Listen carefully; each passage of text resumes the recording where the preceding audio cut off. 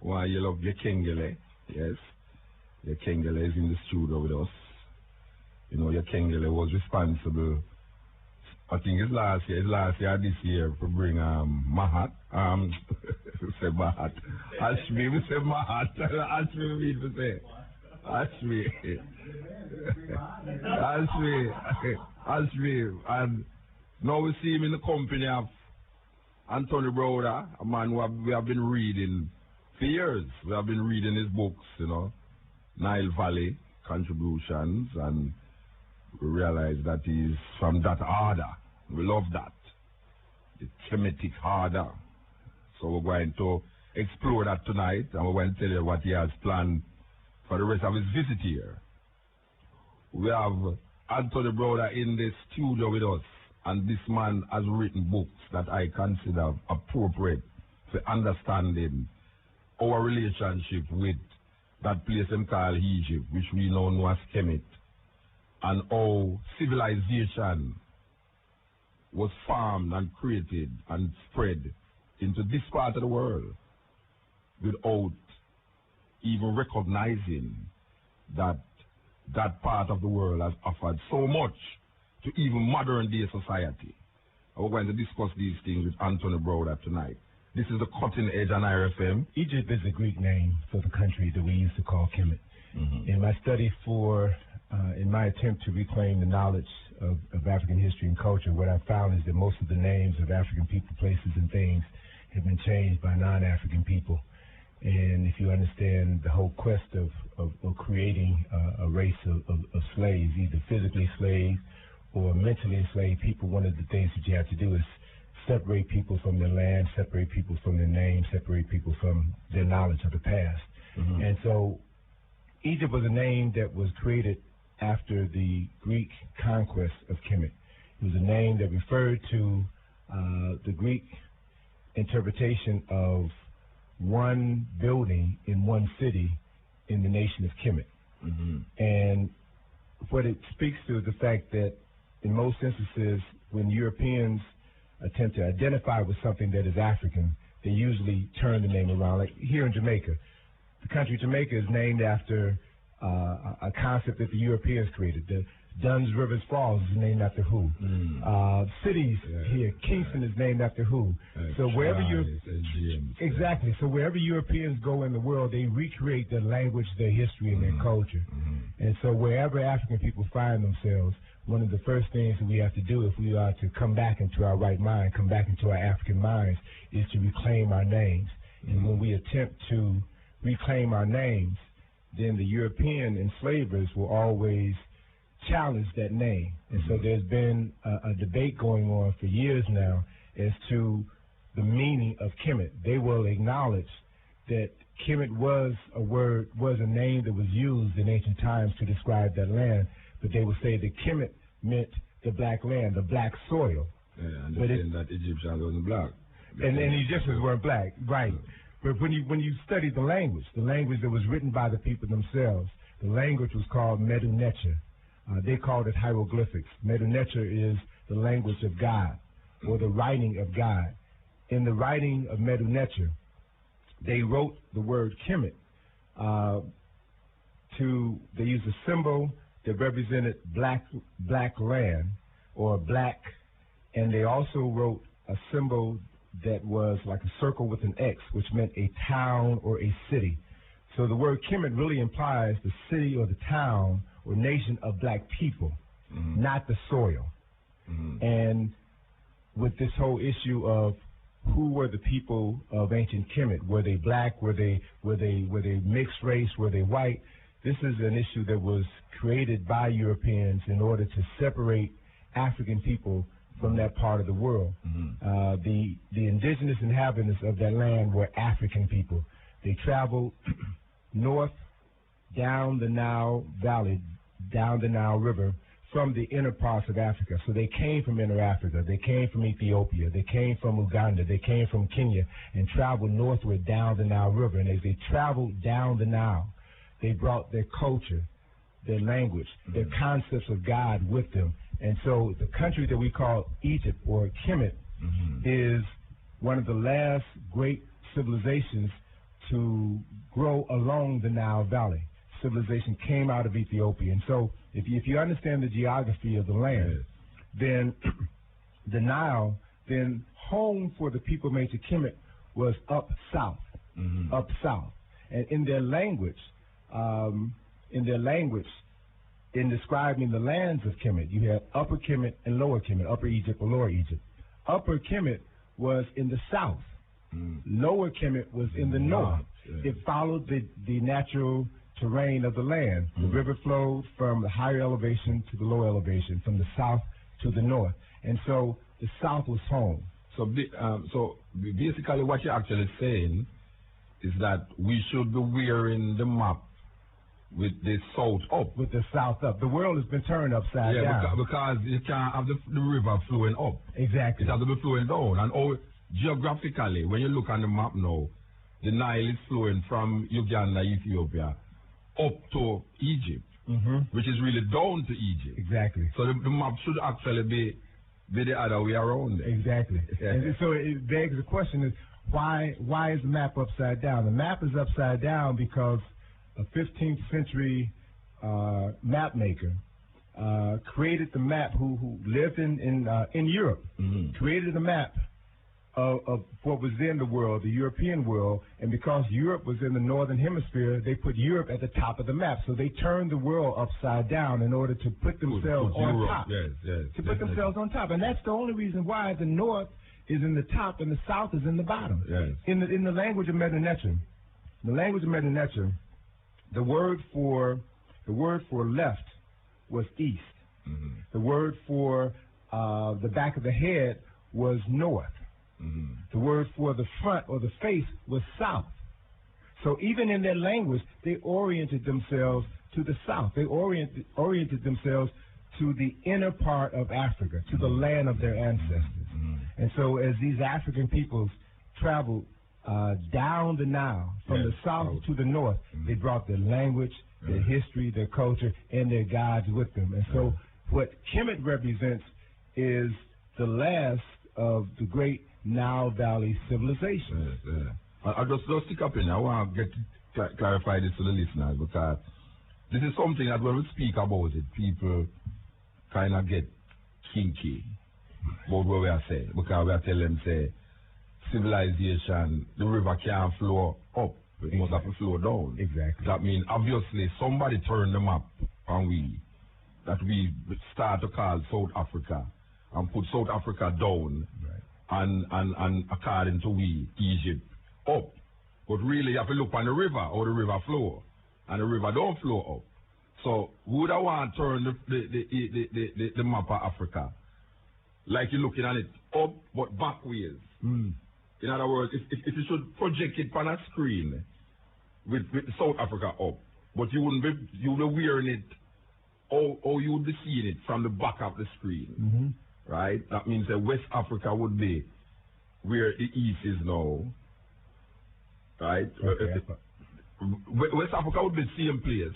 But only thing now, the South, where we call South, would be on the top. Right. And then Europe would be under the bottom. Exactly. Right. So we'll be looking at it from an African worldview rather than doing it what we're doing it now. Right. From a European worldview. And see, that represents the challenge that we're faced with, because our world has been turned upside down. Yes. And we've been conditioned to accept this upside down position as natural for us. So we have been living for the last 2,000 years, we have been living in an unnatural state. Definitely. Accepting it as reality. And so part of what my work is, my job is to set the world right side up, to put Africans back in their proper place in the world. And so we have to tell our story. Definitely. And the only way we can tell our story is going back and doing the research of our ancient past, as opposed to allowing the people who turned the world upside down, the people who separated us from our homeland, the people who enslaved us, to continue to tell our story for us. And so when we strive to liberate ourselves from mental slavery, then those who put us in mental slavery are going to tell us that we're crazy for trying to do that. Definitely. They always say that. Just as the enslaved Africans who wanted to escape slavery, where are you going to go? Where can you find a master who's going to treat you better than the master? Yes. And so it's always those who have reclaimed their African mind, who are seen as dangerous or crazy, when in fact we're trying to restore ourselves to our rightful state. All right. The Nile Valley Contribution to Civilization is a book that the man put out there and he will go again and put out a study book. Yes. I remember the study book out there. What kind of studying the man go through to find out these things? Because we know we have to follow a man like you read this book and Ben Buchanan and Ivan Van Sertima and things, but where it come from that you could write that book to become an authority that I can read it now and say this is authoritative message going on here? Well, it comes from my discovering the fact that first of all, let me make a confession. I am a recovering Negro. I was educated to think like a Negro, to think that African people had no history, had no culture, had no language. I'm from the United States. I was born in Chicago. I went to the public school system in Chicago where I learned this. I learned to appreciate the history, the culture, the science, the technology, the writing, the mathematics of Europeans. I never saw myself in history.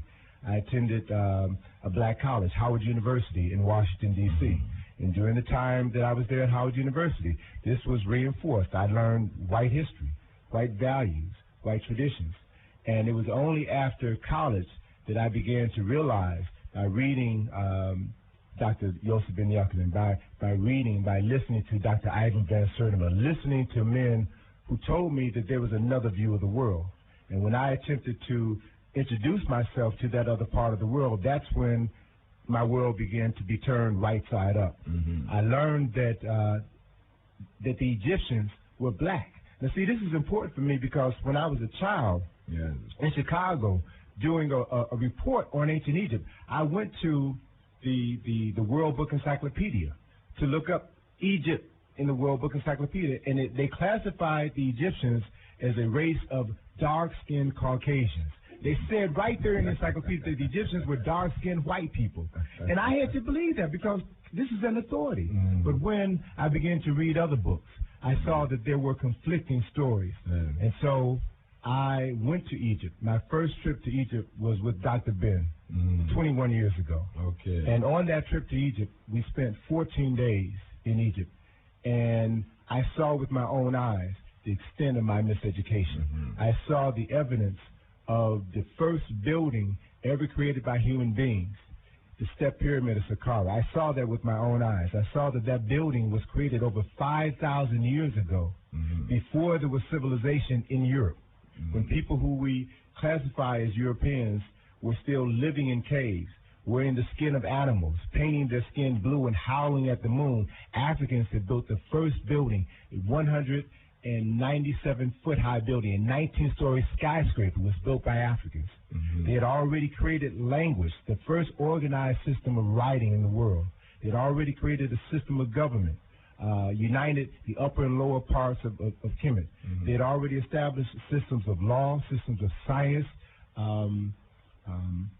astronomy, architecture, engineering, philosophy, medicine, and religion. And so I had the opportunity to see with my own eyes the evidence of things that African people created before there was Europe. And so when I returned back to the States, my life was never the same. And I began to share this information with others. And that is what ultimately led to my traveling back to Egypt. I've been blessed. I've been blessed by the Creator to have traveled to Egypt about 35 times over the last 20 years.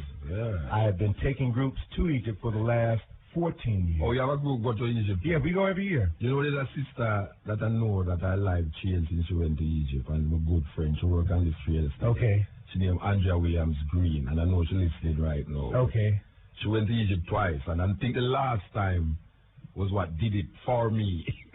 Because a lot of things was open to her. No, you know, I will really give thanks, but I want to go into this historical references here now, because most of our teachings originally about the black land and, you know, that part of the world came out of the Bible. Yes. We didn't have no reference point more than the Bible. So where the Bible starts, that's where our mentality starts. And where it stops, that is where our mentality stops. So our relationship with Africa, most of us in the Caribbean here, our relationship with Africa comes out of our relationship with biblical heroes and Cecil B. Mills, yes, who gave us the 10 Commandments. So when we picture Egypt, we see Yul Brynner, exactly, a Pharaoh, a white man. When we say Moses, we see a white man with a long beard, and all the other people. But when we see the slaves who is fanning Pharaoh, this is some black Ethiopian, and they say these are the Ethiopians in the movie. Yeah. What is the relationship between Israel, Kemet, and a set of people that we now see come in the picture after studies, the Ixos? That triangle now. Connect. I don't like a connect. Yes. Ixos, Israel, the Israelites, and Egypt to the people. Okay. Well, let me just clarify for the listeners who may not know. The Hyksos were a group of Asiatics who conquered Kemet and ruled Kemet for approximately 150 years, from the 13th dynasty to the 17th dynasty. They ruled Kemet. Yeah. But what's important now to understand is why they came to Kemet. They came to Kemet because, first of all, let me just, I want your listeners to imagine Kemet is important. Whoever claims Kemet claims ownership to the history of Kemet, ancient Kemet, not Egypt, but Kemet. Now, when I refer to Egypt, let me put a couple of concepts out here for your listeners. Kemet is the oldest documented civilization on Earth. The oldest date recorded in history is 4,230 BCE, over 6,000 years ago, and it's a date that's recorded in ancient Kemet. The people of ancient Kemet created the first calendar of 365 and a quarter days, which meant that as late as 4,230 BCE, Africans knew that the world was round. Africans knew that the Earth rotated on its orbit around the sun, and that it took it 365 and a quarter days to make a complete orbit around the sun. Now, the only way that you could come to this understanding is by studying the Earth, studying the sun. And it would take you, conservatively, it would take you at least 1,000 years of study and observations before you would be able to clearly say that it takes the Earth 365 and a quarter days. So the oldest date recorded is 4,230, which meant that they began making these observations at least 5,000 BC if we use that timeline. Yeah. So this is the only place in the world where people were making this sort of study. The calendar that we use today is a calendar, the same calendar that was developed by Africans over 6,000 years ago. And so in Kemet, we find the oldest documented civilization on Earth. The civilization of Kemet thrived until it was conquered by the Greeks in 332 BCE. Alexander of Macedonia came in and conquered Kemet, and that was the last time Kemet was ruled by indigenous African people. So for over 3,000 years, Africans controlled that nation, and that nation of Kemet accomplished things that humanity has yet to see repeated again. No nation on Earth has existed for 3,000 years. None. And so what these people did was establish a legacy that the world continues to benefit from to this very day. And so Kemet was the place in the world for people to come to visit. It was the center of culture, the center of religion, the center of architecture, the center of learning, just as the United States now, in the eyes of many people, is the center of the world, is a place where everyone wants to come to. Yeah. And so, because of the fact that Kemet was this great cultural center, then Asiatics were constantly coming into Kemet, and their closest point of entry into Kemet was from the north, was from Lower Kemet. And they came first seeking food. They came to also seek knowledge, to begin These are Hyksos we're talking about here. These are the people who Hyksos. The word Hyksos references foreign kings or Asiatic kings. Shepherd kings is another term that's used to define Hyksos. So we're talking about people who were non-melanated. They were not black people. They were not African people. People who had straight hair and long beards. So these were foreigners, and they were classified and depicted as foreigners, as non-African people. And they originally came in seeking food, knowledge, and shelter. And over a period of years, as they came to realize that the power and the greatness that was there in Kemet, they later came in as conquerors. And ultimately, around the 13th dynasty, they had amassed a great enough military presence to conquer Lower Kemet, the northern part of Kemet. Now, the capital of Kemet was in the south, was in Upper Kemet. And so when Kemet was invaded from the north, those in the north retreated to the south, so which like was their base. Afghanistan. Did God in the south. You got it, brother. You got it. And so these foreigners only controlled the northern part of Kemet. Now, when you go to Kemet, most people who go to Kemet, particularly those who travel to the so-called Holy Land, and I'll share with you later on why I call it the so-called Holy Land. Those who go to the Holy Land come to Egypt and only go to Cairo, only go to see the place where Jesus fled, and Jesus and Mary and Joseph fled and saw sanctuary, and they never go to Upper Kemet. 90%, well, let me be conservative, 80% of the temples, the monuments, those things that really define Kemet as a civilization are in the south. The only thing you have in the north, the Great Pyramids of Kufa, that's the only thing you have in the north, the Pyramids of Giza. Everything that defines that land as a culture, as a great civilization, is in the south, right? And so it's in the south, which is where the rulership was. And so when the Hyksos invaded Kemet, the powers that be retreated to the south, and they were able to maintain their control in the south. The Hyksos never conquered the south. And then ultimately, they were able to rally their military forces to drive out the Hyksos, to drive them out of the land. And when they were driven out of the land, Amenhotep III, for example, was one of the kings of the early 18th dynasty, who not only drove these foreign people out of the land, but what he did was he went all the way he went past Palestine. He went into an area that is now Iraq, and secured the border for Kemet in that part of Asia to make sure that these Asiatics would never come back and conquer the land again. And so these Africans were nation builders, and they understand when you build a nation, you also have to be able to protect your nation from invaders. So they secured the borders in the extreme northern part of the territory outside of their land in order to make sure that Kemet was always secure. But what happened is, even after the Hyksos were driven out of Kemet, and they were only there for approximately 150 years, even though they were driven out, there were elements of their culture that remained.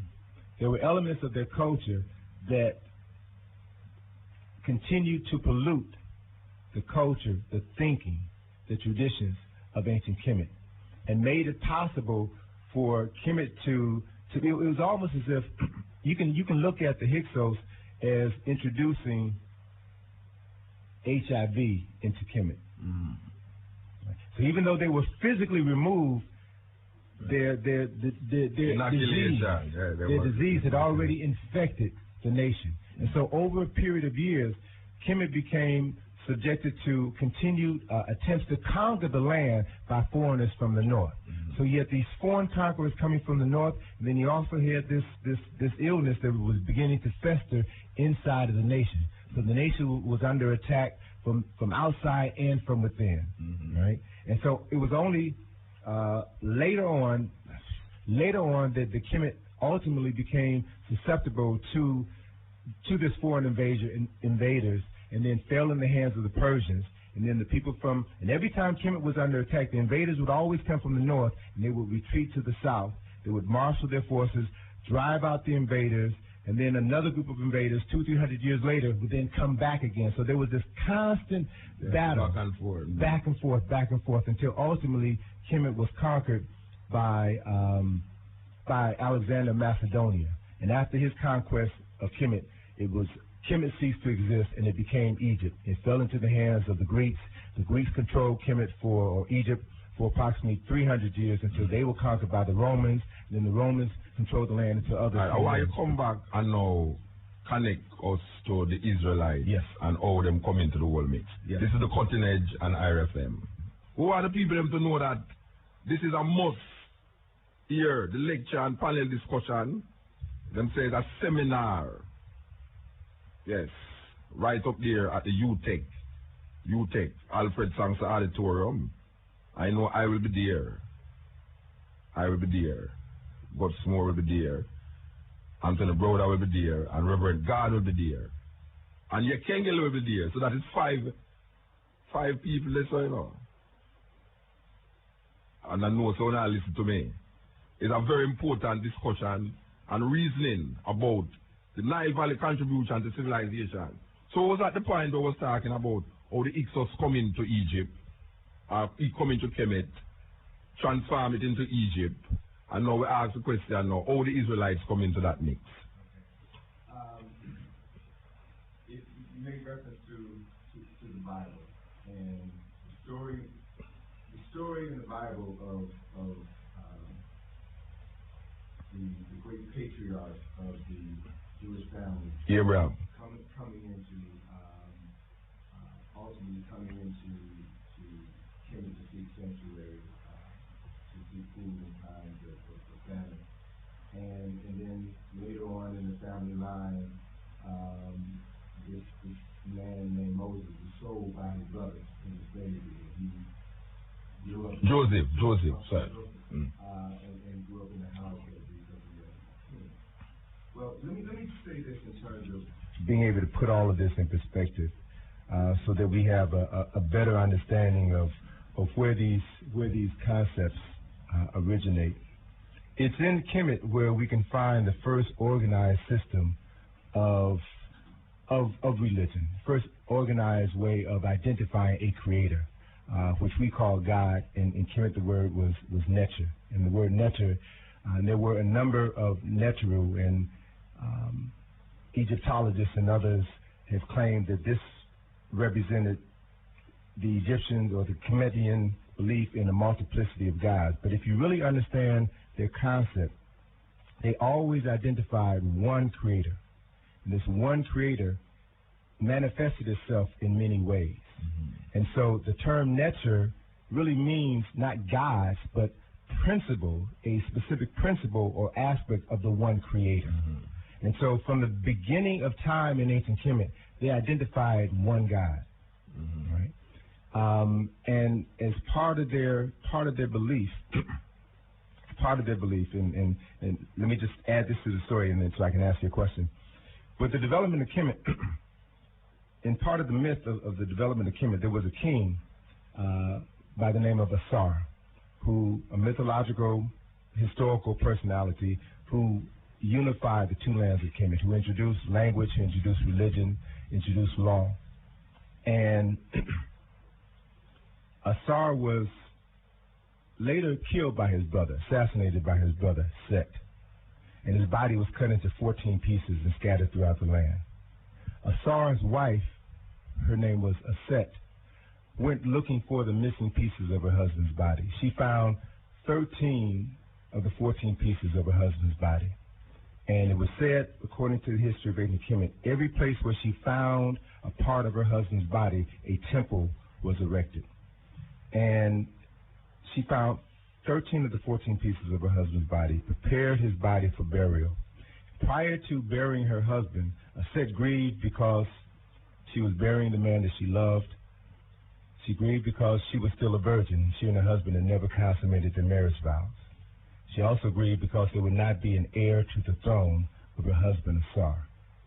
And so, prior to burying her husband, the spirit of Asar, the spirit of her husband, impregnated her. And this virgin carried the seed of her husband. Now, I can take you to Kemet today, to the temple of Abydos, where it was said that the head of Asar was buried, and show you carved on the walls of this temple that was built over 4,000 years ago, scenes of the virgin Aset being impregnated by the spirit of her husband. And then 9 months later, this African queen, this African virgin, gave birth to her son, Heru, who was born on December the 25th. He was born specifically to avenge the murder of his father and to restore his father's kingdom.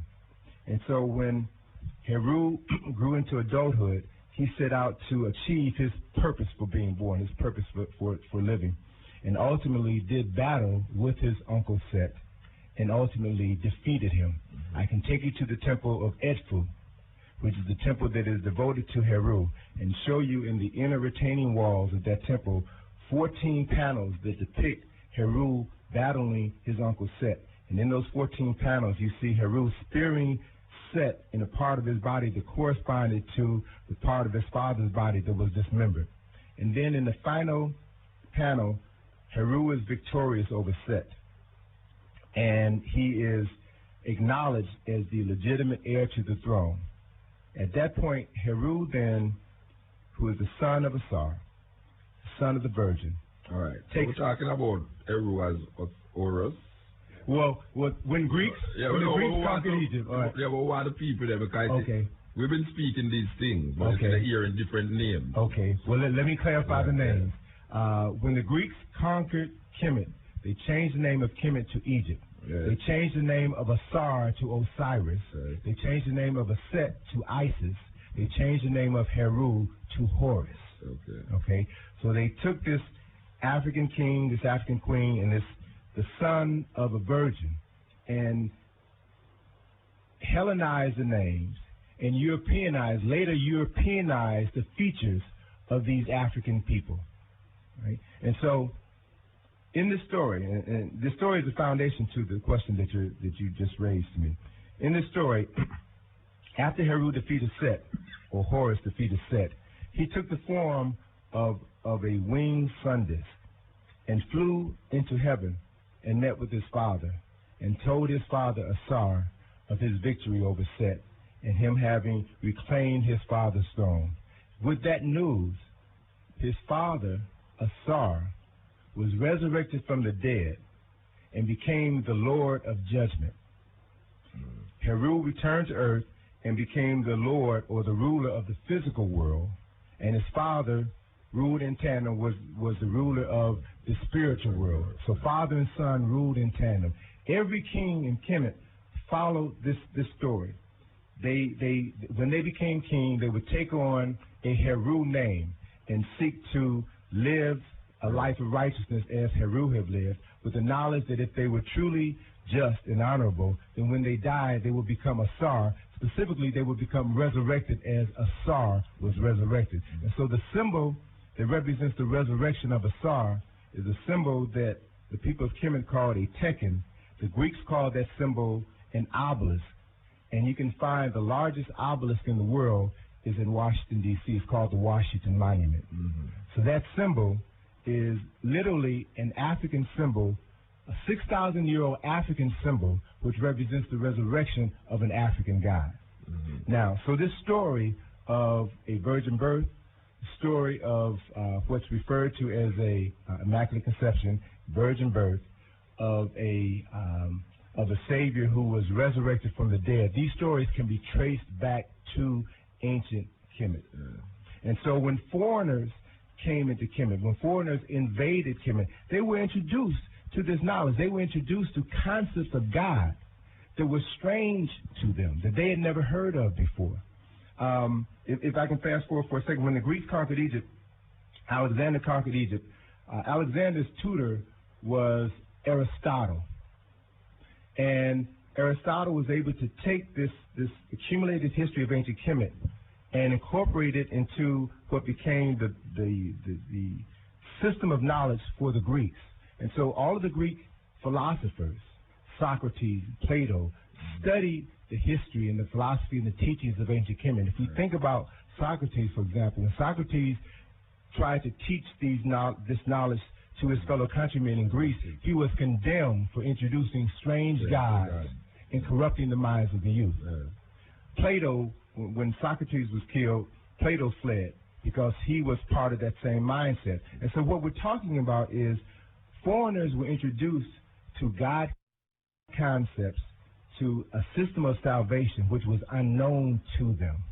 This is one of the reasons why Kemet was so important. So when we come to the people that we call the Hebrews, who were foreigners, who also came into Kemet, it was during the time that they lived in Kemet that they were introduced to these concepts of God.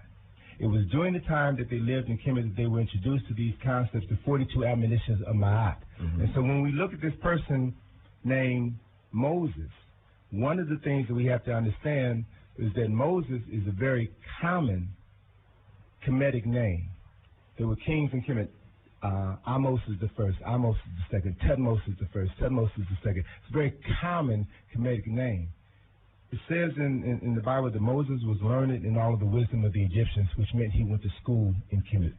That he studied the 42 admonitions of Ma'at. He studied the story of Asar, Aset, and Heru, and understood that story on a metaphorical level and on a practical level.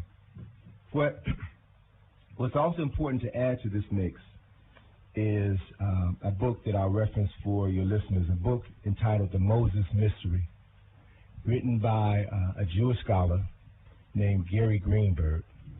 And in this book, what he acknowledges is that the whole story of Moses was taken from the history of ancient Kemet. James Henry Breasted, who is the creator who founded the Oriental Institute at the University of Chicago. James Henry Breasted, in the 1930s, got into trouble by saying that the 10 Commandments were derived from the 42 admonitions of Ma'at, the 42 declarations of innocence. Those who know the history of ancient Kemet, those who know the history of Israel, the early history of the Bible, know that story is a story of ancient Kemet, and that the story of Moses is a story of Moses.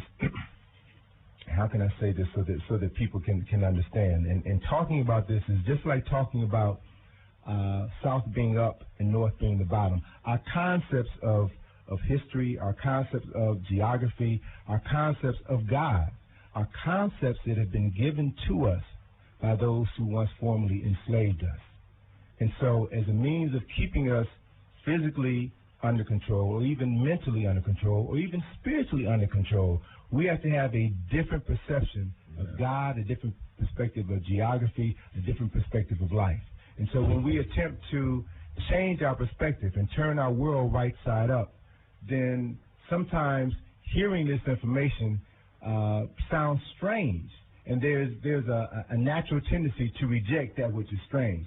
But it's important that you listen. This program is a strange program, so you don't have to worry. Okay. You don't have to worry. It's a very strange program. People use some strange things. Strange things. Well, strange is good. Strange is, strange is that which is unfamiliar, but that which is unfamiliar is not necessarily bad for you. That can be the key to your liberation. Of course. And so it's by being strong enough to look at something that is different, to look at something that is strange, that you can begin to find out who you are and where it is that you need to go.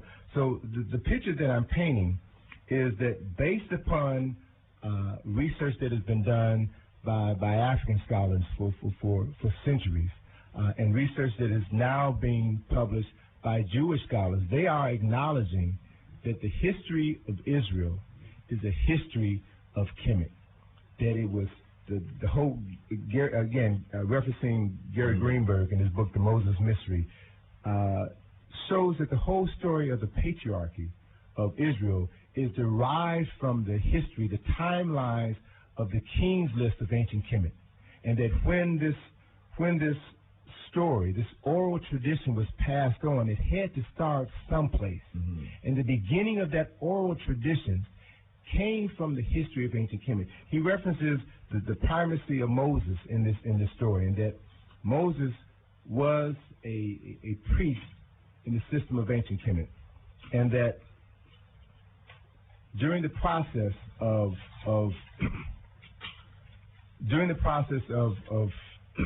foreign invasion, mm-hmm. Moses was forced. Well, how can I put this so that it makes a lot of sense? Moses was a priest in ancient Kemet. Moses understood this concept of one creator. All right. Do you believe in your stories, anthropological findings, was there a historical man in Israel named Moses? Or is it the Israelites trying to transform an Egyptian Kemetic idea onto a historical person that they created? It's the latter, what you just said. Even in studying the history of Israel as written by Jewish scholars, they have acknowledged that there is no historical Moses, that the story is allegorical, that there was no Exodus. The story is allegorical. And so you have to begin to understand the allegories and the symbolisms to understand what the story is truly all about. Mm-hmm. So the process of what we're dealing with is people who were introduced to a God concept and took that God concept and integrated it into their culture and saw themselves as having a special relationship with God, saw themselves as having a covenant with God, and then convinced others in the value of this relationship. All right. I could go back. Okay. We could talk about Abraham first. All right. We know, based upon what them say, that Abraham came out of the Ur of the Chaldea, which them claim was somewhere in Iraq. Mm-hmm. Or somewhere around there. So, all right. That means, where I get to understand is that there was a set of people living in this area, Sumeria and and Iraq and these places. We know also that there was a set of people living in Egypt. They were called Kemet. And then now we just mentioned the Ixos, which is a set of people coming from further back, further east. India, maybe the Caucasus, we don't know where them come from. Mm-hmm. All right. People tell you that the Israelites was black people. Because people want to believe that because it's Bible thing and the heroes in the Bible must be, if they're not white, they must black. Because we want them to be black to know so well. We have a part to play and all things. All right. What we are asked is that the Israelites, where them come from in the mix, because we know them there, and historically we hear say them was the chief, Joseph go there and them become governor. Moses part the Red Sea and take out the children of Israel, and now them have a God named Yahweh and they become the chief God. All this peripheral set of people became so important in a historical Africa. From whence did these peripheral people come to be so major in the history, in our mind and in our historical reference point? Is that we are asked? And that's a powerful question, because whoever controls the concept of God stands at the head of the human family. And what we're looking at, when we study the history of the world, we find that the history of the world, the history of ancient Kemet, has, for a large part, been written by non-African people. I talked about the timeline for the beginning of civilization in ancient Kemet. The timeline that we're using is a timeline that was given to us by German Egyptologists. Yes. And the timeline begins with the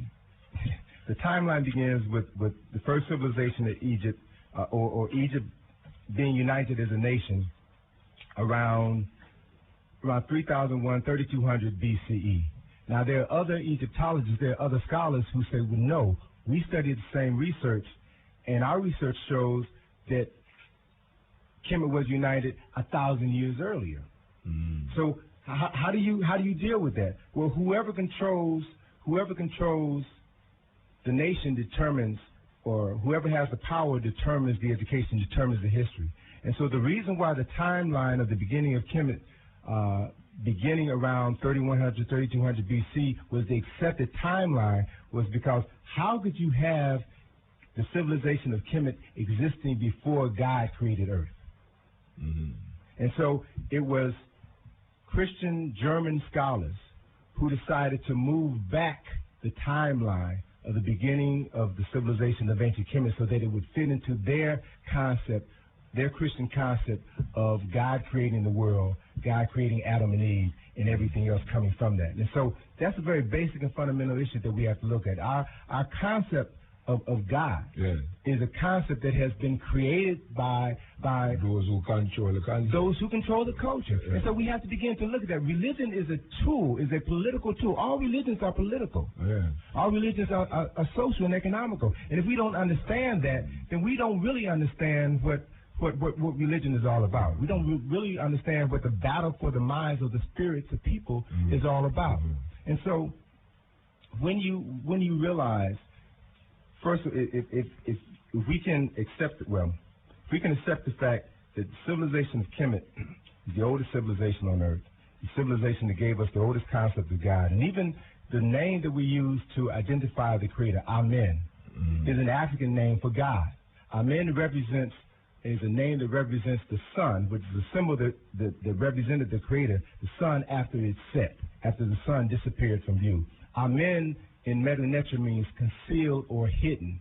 And what it references is that aspect of the Creator that is now hidden from view when the sun sets. So they knew in their mind that the Creator was no longer visible, but that the creative presence was still there in the world. And then they saw in the morning the sun would be reborn in the east. And the sun, when it was reborn, was referred to as Kepra, which means the recreated, the rebirth, the recreated. The sun moved into its highest position in the sky. At high noon, it was known as Ra. And because of the sun was a symbol that was associated with the Creator, with the creative force, then when Ra symbolized the sun at high noon, then it represented God on high. So this is where these terms and concepts come from. And as the sun set in the west, it was referred to as Amen, the hidden presence of God. So all we're talking about are different terms to describe the Creator and its relationship to Earth, its relationship to me. Have you ever been to Israel? I was in Israel this year. All right. When you go to Israel, there's a place named Jericho. And when you enter Jericho, there's a sign that says, the oldest city on earth, 10,000 years. Can that be validated in relationship to what you say? Because you're talking about a 5,000 years. Okay. Let me say this. I've been traveling to Kemet for the last 20 years. This year, I made my first trip to Israel. You went to Dimona? I went to Dimona, yes, sir. Made my first trip to Israel. And I made that trip with a church group from Washington, D.C., Reverend Willie Wilson, the Union Temple Baptist Church, a very African-centered, culturally based church in Washington, D.C. We did a trip to Israel, and from Israel we went to Egypt. And let me just share with you the personal experiences of the Christians who were a part of this trip to Israel. As we took this tour, our guide showed us the place where they believe Jesus walked, or the place where it was said that such and such event occurred. And after 3 days of touring in Israel, the Christians said, ain't nothing here. There's nothing in Israel to validate what is in the book. You mentioned Jericho. We weren't able to go into Jericho because of the political situation, but one of the things one of the things we discovered, the wall of Jericho was only 2 feet high. So what does that do to the story? Wall of Jericho was only 2 feet high. So what did Joshua do? What was that battle all about? We went to the Sea of Galilee. Found out the Sea of Galilee is not a sea; it's a lake. We went to Jerusalem to the Church of the Annunciation. As we were walking into the Church of the Annunciation, where the angel Gabriel came to Mary and said that she would be impregnated by the Spirit of the Holy Ghost, our guide told us, well, this is the Church of the Annunciation, but if you look over there, that's another Church of the Annunciation. That's the Roman Catholic Church of the Annunciation. If you look over there, that's another Church of the Annunciation. Three buildings that all claim to be the Church of the Annunciation. But he said, but this we know is the real Church of the Annunciation. And again, the people in the group said, wait a minute, there is no proof to validate anything that we have read, anything that we have learned over the years. It was a real eye-opener for the people to see how history has been written by others. We went to Megiddo, looked over the plains of Armageddon, where a guide that showed us talked about the oldest battle is the battle where Thutmose III, who is known as Jehoiakim III, had a battle at Armageddon. That's the oldest recorded military conflict in the world. It is the story of a Kemetic king defending the perimeter of his nation, driving out the foreign invaders. And he referenced the fact that there have been more battles fought in Armageddon than anywhere else on earth. More wars fought in that holy land than anywhere else on earth. And according to the scriptures, this is where the last battle is going to take place. And as a guy was sharing this information with me, I thought about a passage in Dr. Marimba Ani's book, Yahweh is the God of warfare, death and destruction. So it makes perfectly good sense if you understand the history that the place where the God of warfare, the God of death and destruction is worshipped, is going to be the place of the most conflict anywhere else on earth. And so there were these revelations that were made by the members of the group. We went to Jerusalem. We saw Mount Moriah, where the Temple of Solomon once stood. There is no Temple of Solomon now. All we saw were places where historical events occur. We went to the Garden of Gethsemane, and we were told that there were certain things that happened there, but there was no evidence to support that. We went to Calvary, and we were told that there's no evidence to support. Calvary is now a bus station. Yes, it is. and there's nothing to substantiate the stories that have been told. When we finally went to Kemet, took the group to Saqqara, where they can see the Step Pyramid, the oldest building that was ever made by human beings, over 5,000 years ago, is still standing today. You can go to the temples that were built thousands of years before the birth of Christ, and see carved on those temples stories of a virgin being impregnated by the spirit of her husband. I understand what I said, because when we went to Jericho, there was no wall there, but they said this is where the wall was. And this is a sign that you see as you go in 10,000 years old. And as a matter of fact, there's a book named The Holy Grail that this brethren write. He was defending the Sumerian origin of things, Sumerian origin of civilization. And he will talk about space people and this thing. But he also claims that the 10,000, Jericho is the oldest city on earth. Well, let me say this. People make a lot of claims about a lot of things, but it is the evidence, the physical evidence, that backs up the claim. And there is no physical evidence to substantiate. I never see the evidence. I go to the sign. Okay. I could put a sign that this is the oldest radio station in existence. Yeah, I see the sign. If someone has never been to another radio station, they would believe that. It's strike I too, because I say, I am a man who I question authority. And when I go there, the man put me, and I ride the camel, go down there, the man said, over here is the whole city. I said, where? Because I don't see no city. And they say, well, you know, I said, where's the evidence? You can't show me some dirt. Right. You know, I mean, obviously the dirt, if I pick up some dirt at Jamaica, you find it 10,000-year-old too, but where is the evidence that this was a city that is 10,000-year-old? But see, this is where belief comes in. Yes. Belief is something that you accept without evidence. Faith. Yes. Faith. Yes. Somebody said it. I believe in that somebody, so I accept it as fact without evidence. And so, you know, one of the greatest gifts or greatest talents that a person could ever surrender is the talent to know, is the ability to know, to reason, to understand, to look at the evidence, and to use your higher level thinking in order to understand what you see. But those who rely solely on faith, or those who rely solely on belief, will find themselves typically at the bottom of the social, political, and economic system anywhere in the world. Those who know, who are conscious in their knowing, they rule, they govern, they create. Those who believe are controlled by those who know. Right. Look here, think up in. You just said that the wall was about 2 feet high. Yes. Jericho wall. Yes. So the idea of them blowing Joshua and the trumpet sound and trumpet the wall, maybe we could have step on it because it's 2 feet. The historical evidence was.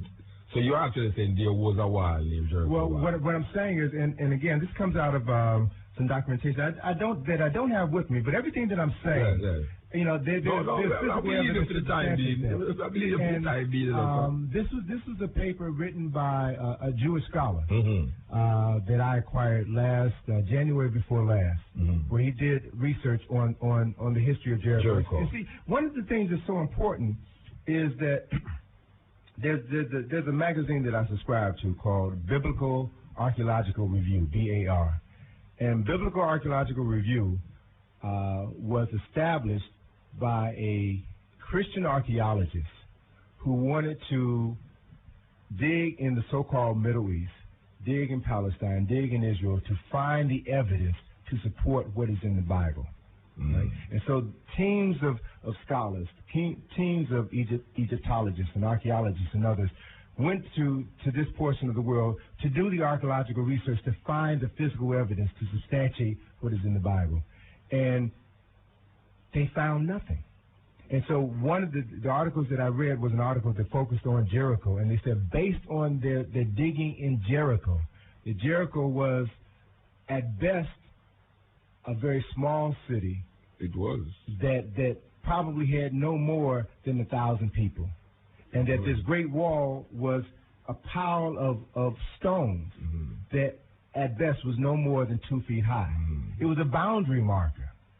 It was not the great city that we have been led to believe. Well, it's the same thing with the Temple of Solomon. People believe that the Temple of Solomon is like big like Jamaica house in Jamaica, but it's really some little apartment building. But really, with the cars of apartment lot.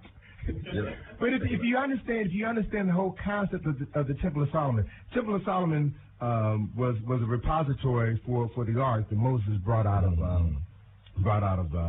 Egypt, right? And if you follow that story of this container of the Holy Spirit being brought out of Kemet, and every night as they were traveling, they would set up the tabernacle.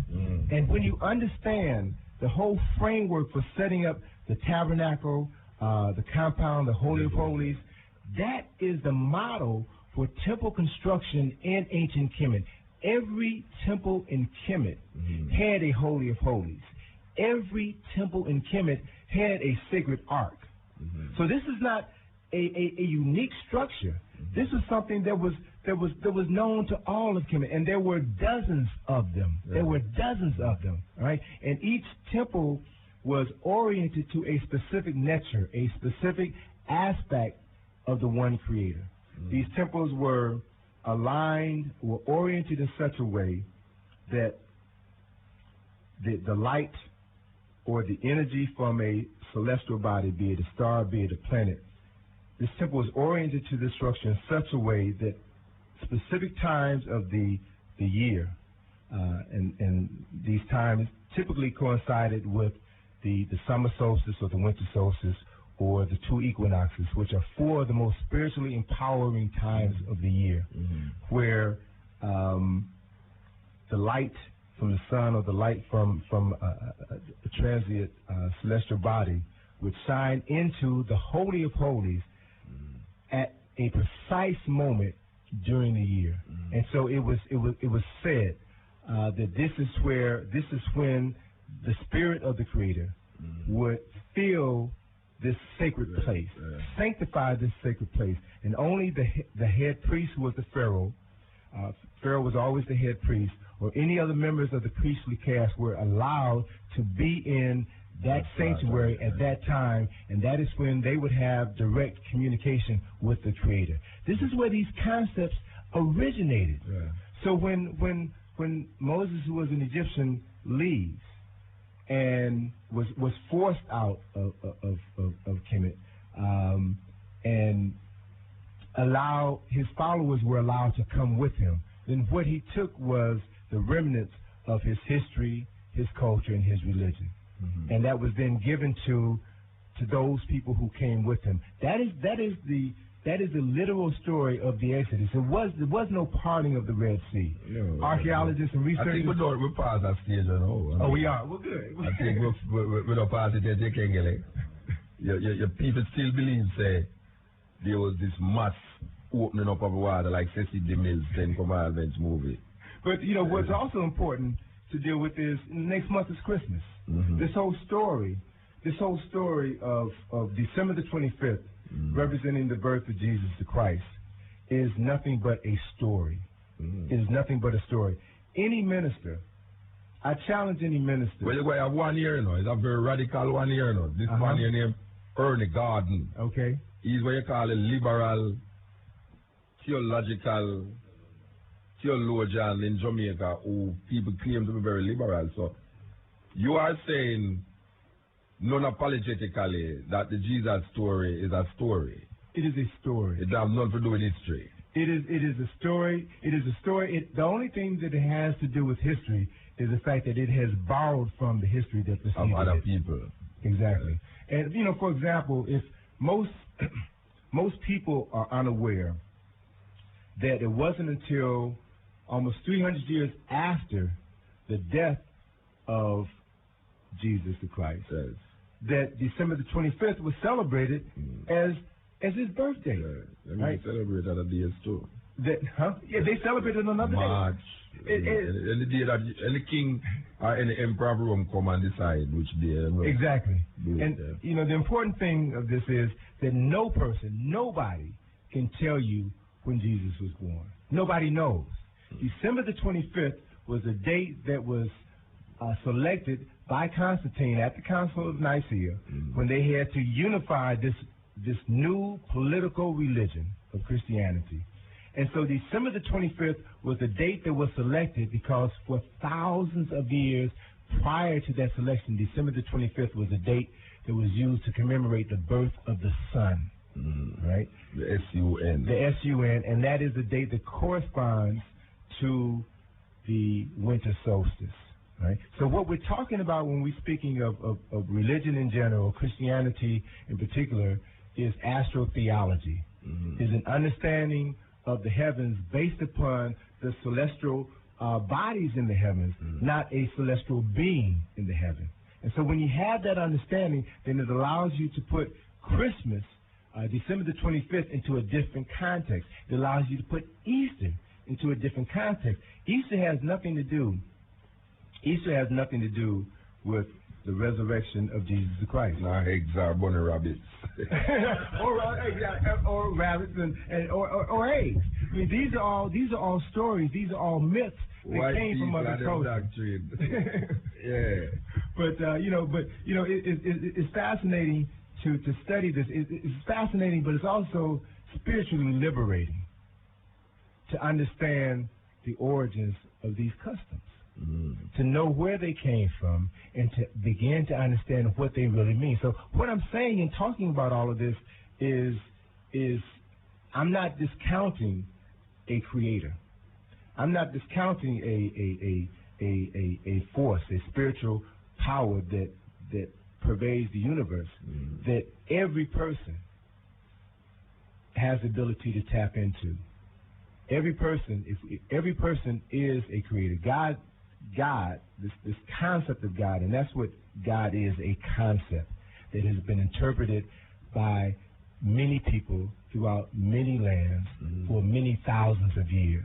You know, I did a program at 8 years, and I tell you that God is a concept, and it's one of the most, I have the most devil in me, because I said that the most of people who listen out, they say, well, this brother is a devil, and I say God is a concept. But I want to stick opinion and not challenge the say, but you say believe in our creator, but you still say God is a concept. You don't say a contradiction in that. No, not at all. All right.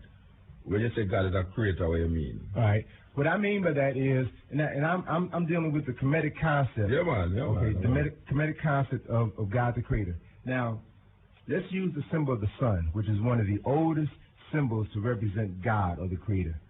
People of Kemet saw the sun rising in the morning in the east, reached its highest point at noon, where it became Ra, set in the west, where the sun symbolically died. The sun died was referred to as Amen. It was hidden from view, but they knew in their minds, they knew in their hearts and their soul that the sun or God was going to be reborn in the east every day. Right? So this gave them a broader perspective of life. That life is eternal. Life is cyclical. All right? And that So how can you create it? No. You create, what you create is your understanding. Yeah. And all this creation is your attempt to explain what you are beginning to understand. Oh, so when you say creator, you're not talking about it that create the heaven and the earth, but an idea that is opening to the understanding of what is happening. Exactly. I mean, and that's all we can. That's all we can do in an attempt to understand this process called life, this process called death, this process called rebirth. Right? Because when we deal with Kemet, we find this profound concept of not life after death. Right. What we find in studying ancient Kemet, and particularly in looking at the European interpretations of Egyptology, is that the Egyptians had this preoccupation with death. They were always concerned about the afterlife. But no, that's not to bring back the dead. That's not true. That's not true. Their preoccupation was with life eternal. They had this understanding, this concept in the Kemetic language, this concept of the Remi Mesu. Dr. Asa Hilliard, in his book, Saber, The Reawakening of the African Mind, talks about the concept of the Remi Mesu. Remi Mesu means the repetition of the birth. The repetition of the birth. So it talks about the fact that life is cyclical. When you die, you prepare yourself to be reborn. The Buddhist terms are reincarnation. Or reincarnation is another cultural interpretation of this concept of the Remi Mesu. And so, for example, in Kemet, the sun rose in the morning, set in the west. So the east became associated with life because the sun, the creator, was born every morning in the east. East became associated with life. The sun or the creator set every night or died every night in the west. The west became associated with death. So when they built their cities, built their nation, well, that's where the concepts come from. When they built their cities in accordance to their understanding of the Creator. So they built their cities on the east bank of the Nile. The east was associated with life. They buried their dead on the west bank of the Nile. That's where you find the Valley of the Kings, the Valley of the Queens, the Valley of the Nobles. The mortuary temples are all on the west because the west was referred to as the beautiful west. That is where the soul of the departed would go with Asar. And you would go before Asar on the day of your death and would have to recite, you would have to have your heart, which is the symbol that represented your soul. And so you'll find in many temples, you'll find in many tombs, and many papyri, this thing called the weighing of the soul of the deceased, where the heart, the symbol that represented the soul, was weighed on the scale of Ma'at against the feather of Ma'at, and the hard head to declare its innocence. Who Asar, who was seated on the throne of judgment, he had to declare the 42 admonitions. I have not stolen, I have not robbed, I have not polluted myself. And if this heart was true to these admonitions, weighed against the feather of Ma'at, this heart would be as light as a feather, which meant that this person lived a righteous life. And then Jehuti would then take the hand of this soul that confessed its life and lead that soul to his Father. It brings to mind a passage in the Bible in John, I forget the particular verse, none comes to the Father except through me. That comes straight out of Kemet. And so at this scene of the weighing of the soul, where the heart of the deceased is weighed against the feather of Ma'at, there is this symbol that was written in Metanetra of a rectangle, a brick. It's called a birthing brick with a human head on top. That is called Mesket.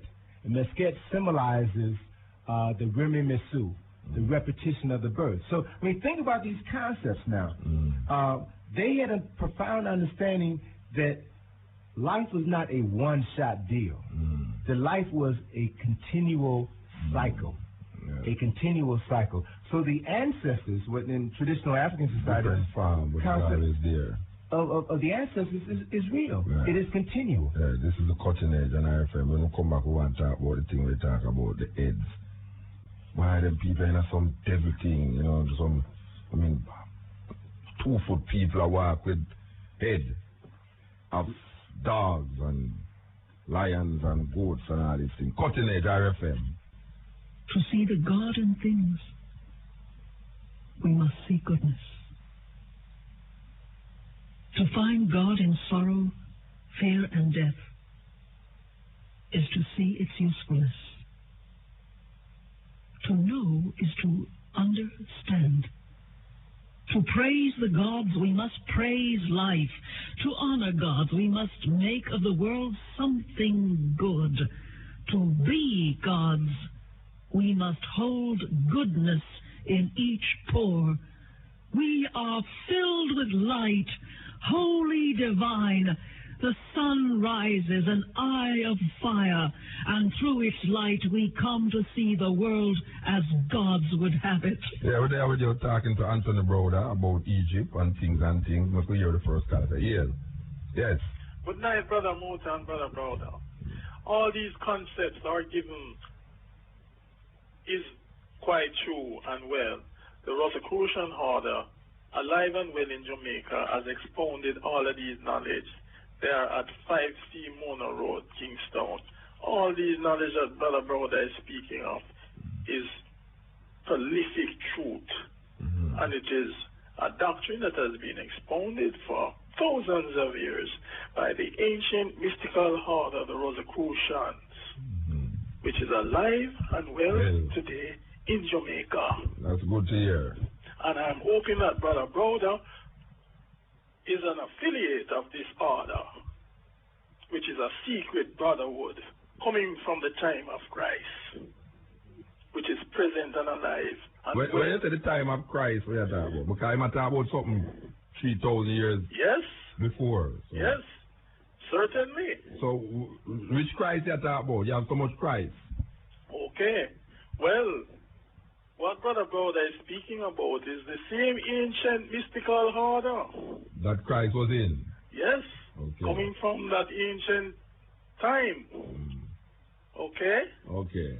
All the best, Brother Browder. Okay, the best. The Rosicrucian order has expounded all the things that he's saying, and it is confirmed as truth, because present today in the United States, they are using the eye, they are using the pyramid, and they are using many Egyptian symbols. We know that. And all these are truth, taken from out of Egypt. And Ra, as the sun god, is Ra Rastafari. All right, sir.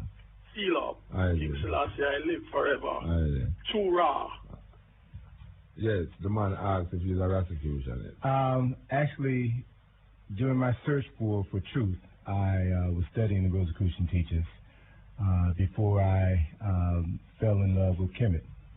And one of the things that I came to understand, very, very important, very profound teachings. And essentially what we're talking about is knowledge of increasing our understanding of who we are as spirit beings. Yes. Right? And that's what this whole struggle of life is all about, coming to understand who you really are.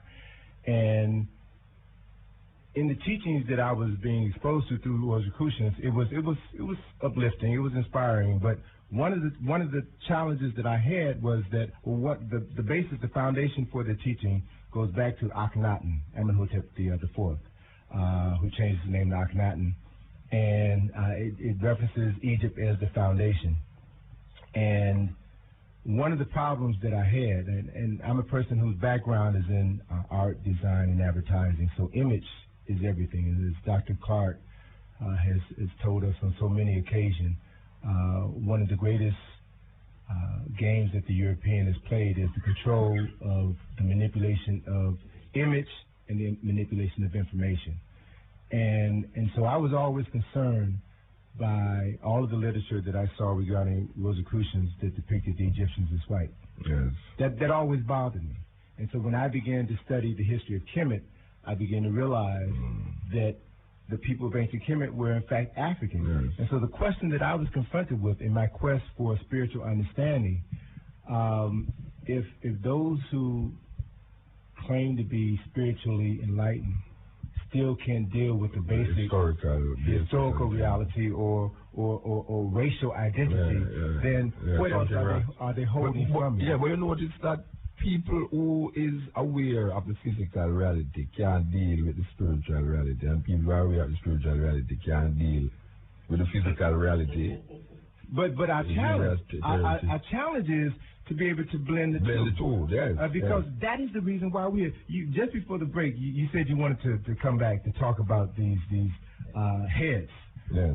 And that's a good point. I want to make a couple of comments about that, because typically, for those who don't have understanding about ancient Kemet and who believe what they believe the history lessons that they get from Cecil B. DeMille's or the movie The Mummy Returns and all of these distortions of African spiritual realities, they see these images of a dog head on a human body, or a hawk head on a human body, or a human's head on a lion's body, and say that these people are pagan.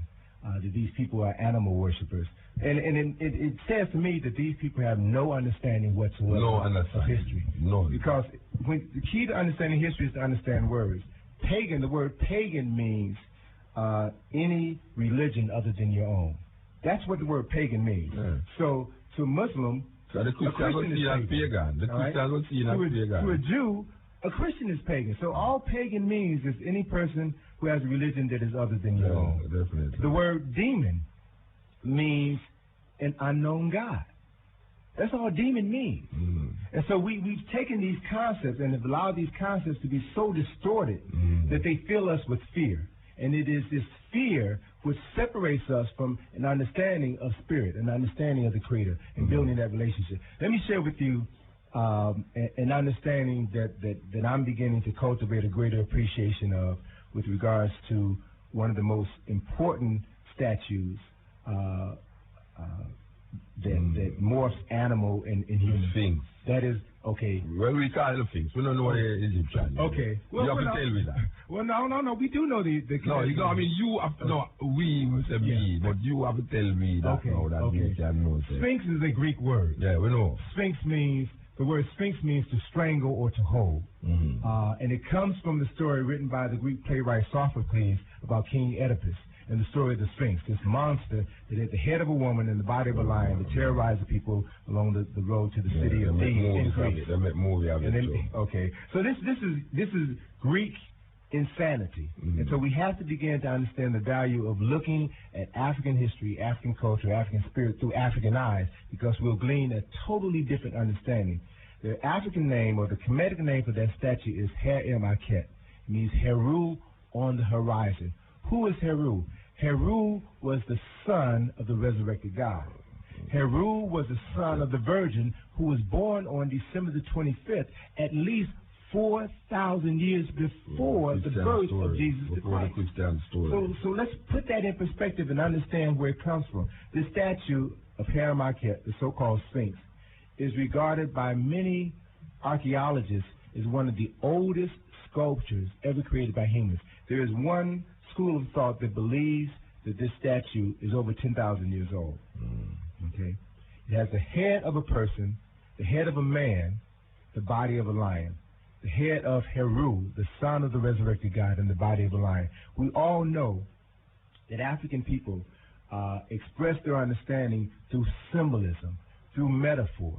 And so we all know that lions don't have human heads. So what is the metaphorical meaning of this statue? The body of the lion symbolizes the lower animal nature or the bestial nature that exists within human beings. All right?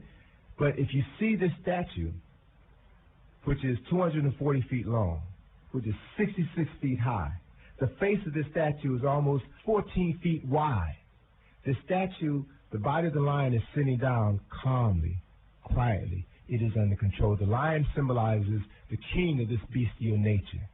And this lion is sitting down at the Giza Plateau, facing the rising sun, facing the east, under control. The head on the body of the lion is the head of Heru, the son of God, the son of the resurrected God, which symbolizes divine wisdom. It symbolizes, if you understand the significance of the story of Heru, Heru was born for a specific purpose in life, and that is to reclaim his father's kingdom. And when he accomplished his goal, his objective, when he accomplished his reason for being, then he set in motion a process of understanding for all humanity. This process which led to a greater development of oneself. It is from the word Heru, H-E-R-U, that the Greeks have derived the word Horus, H-O-R-U-S. It's from the word Horus that we have derived the word hero, H-E-R-O. All right? So a hero is someone who... A savior. Someone who does battle with evil. Because in the story, Heru did battle with Set. It is from the word Set that we have derived the word Satan. And so the battle between Heru and Set is a battle between good and evil, the battle between the sun. Heru was the sun, the S-O-N and the S-U-N, who did battle with Set, the forces of darkness. So what we're dealing with is this concept of good and evil, light and dark, metaphors for the human mind and the human experience. So Heru, through light is a symbol or metaphor for consciousness, for knowledge, for the Creator. And it was Heru who manifested this consciousness in his physical being that allowed him to set the standard for all humanity. And so that symbol stands as a reminder of who we are. We are spiritual beings having a human experience. And when we learn how to control our lower animal nature, our bestial nature, through the refinement of our minds, through the development of our intellect, through understanding our spiritual purpose in life, then we can control our body. We are no longer a slave to our passions. Right? We no longer function from a lower animal nature, a bestial nature. Our spiritual consciousness is what guides us as we move through life. And Heru, or that statue of Haramakhet, becomes the model or a metaphor for human development, human evolution. The word human is important as well. The word human is derived from the Sanskrit word. Hu means God, and the word man means mind. The word man has no sexual connotation whatsoever, right? This is the word woman, means the womb that produces mind. So as a human being, we are, in essence, spirit-minded or God-minded beings. And when we begin to understand who we really are and what we are by raising our level of consciousness, then like God, the concept of God, which manifests that creative principle which we see in operation in the universe, we are creators. And when we manifest that creative consciousness, then we then have the ability to tap into this ancestral line of knowledge to create eternity, to create heaven on earth. And so, by traveling to Kemet so many times and walking through the temples and the monuments, I after about my 7th or 8th trip, I got past the point of just tripping out on the fact that I'm here in Egypt, walking in the footsteps of these ancient people, and began to try to understand the mindset that created these temples, the mindset that created the pyramid. Do you realize that the technology, mankind in all of its greatness today, cannot replicate the building of a pyramid? That's why people say some people that space make it. But they say that because they don't want to acknowledge African humanity. So why you deny that? You don't believe that? It's based on until I have evidence to substantiate that. Based on what I know from traveling to Kemet, I see, and again, pyramids are interesting, but they're not the best that Kemet had to offer. You go to see the Temple of Karnak, which from the time of its construction, which Temple of Karnak is the largest temple, the largest place of worship ever created by human beings on planet Earth. You can take every church built in England and put it inside the Temple of Karnak and still have room to play 2 or 3 soccer matches simultaneously. It is huge. There in the colonnaded hall, a hypostyle hall of the Temple of Karnak, you've got over 138 columns that are so wide that you can stand 100 people on top of these columns. All right. And so the question that comes to your mind is, how did these people build it? What was the consciousness? What was the spirit that motivated and guided them?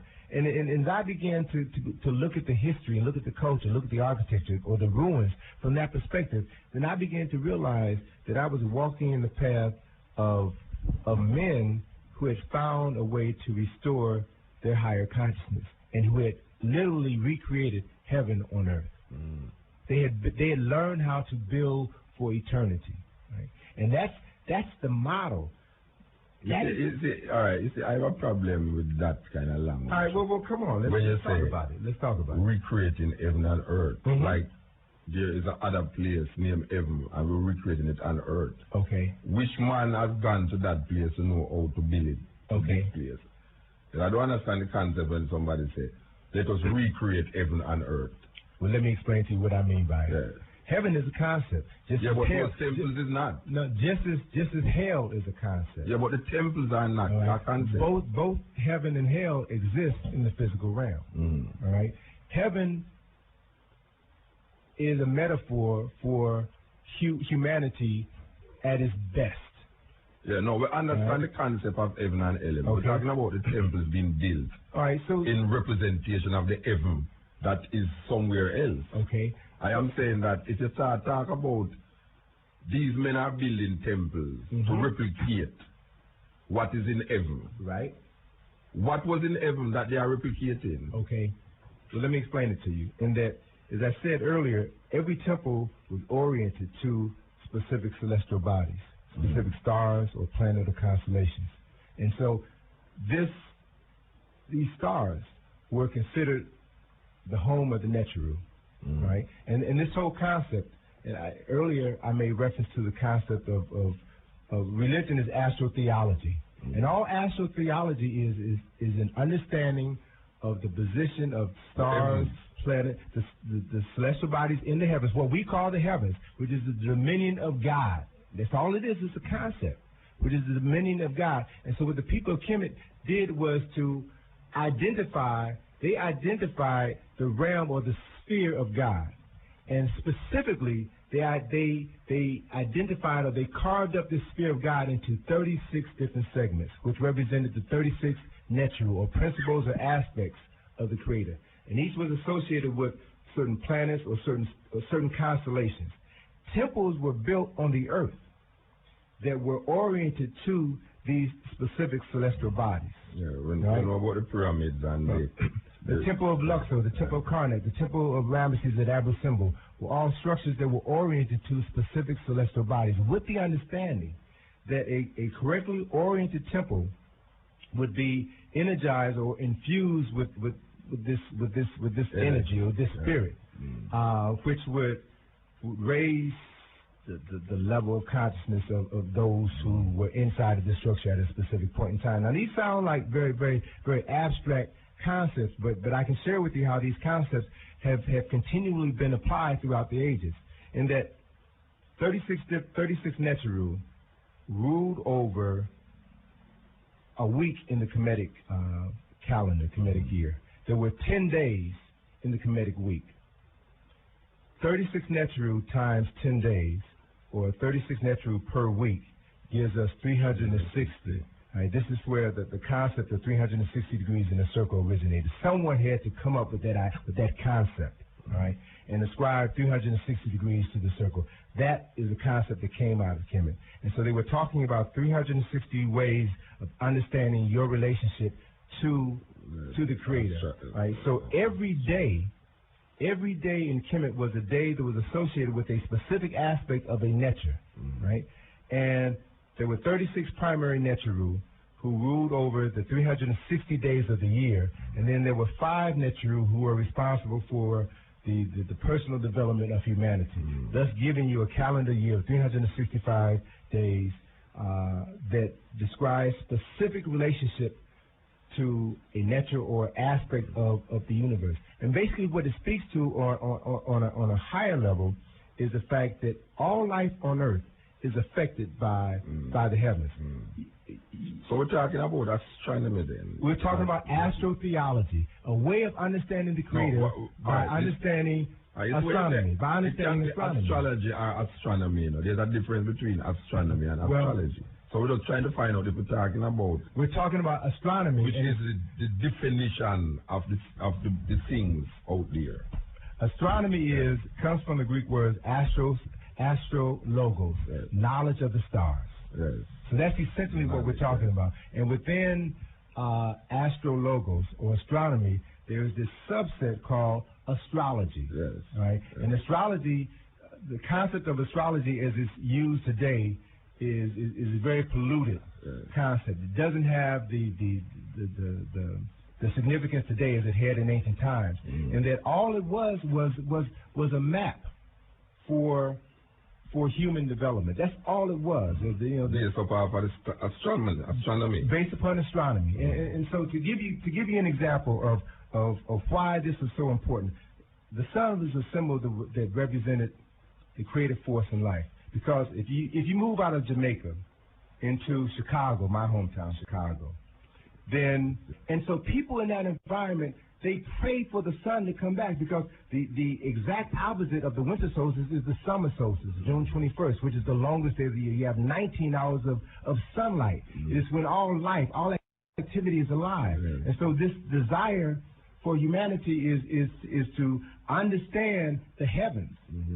Understand the forces in heaven. You can call them gods, you can call them angels, or the planets. Understand the forces in heaven so that you can begin to understand your quality of life here on earth. Yes. And so during the winter, the shortest day of the year, the day in which you have the least amount of sunlight, in the northern hemisphere, the birth of the sun was celebrated because it represented that the sun, this creative force, was going to come back into our life.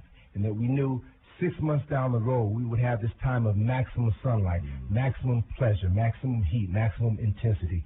Life would be the total opposite of what it is right now.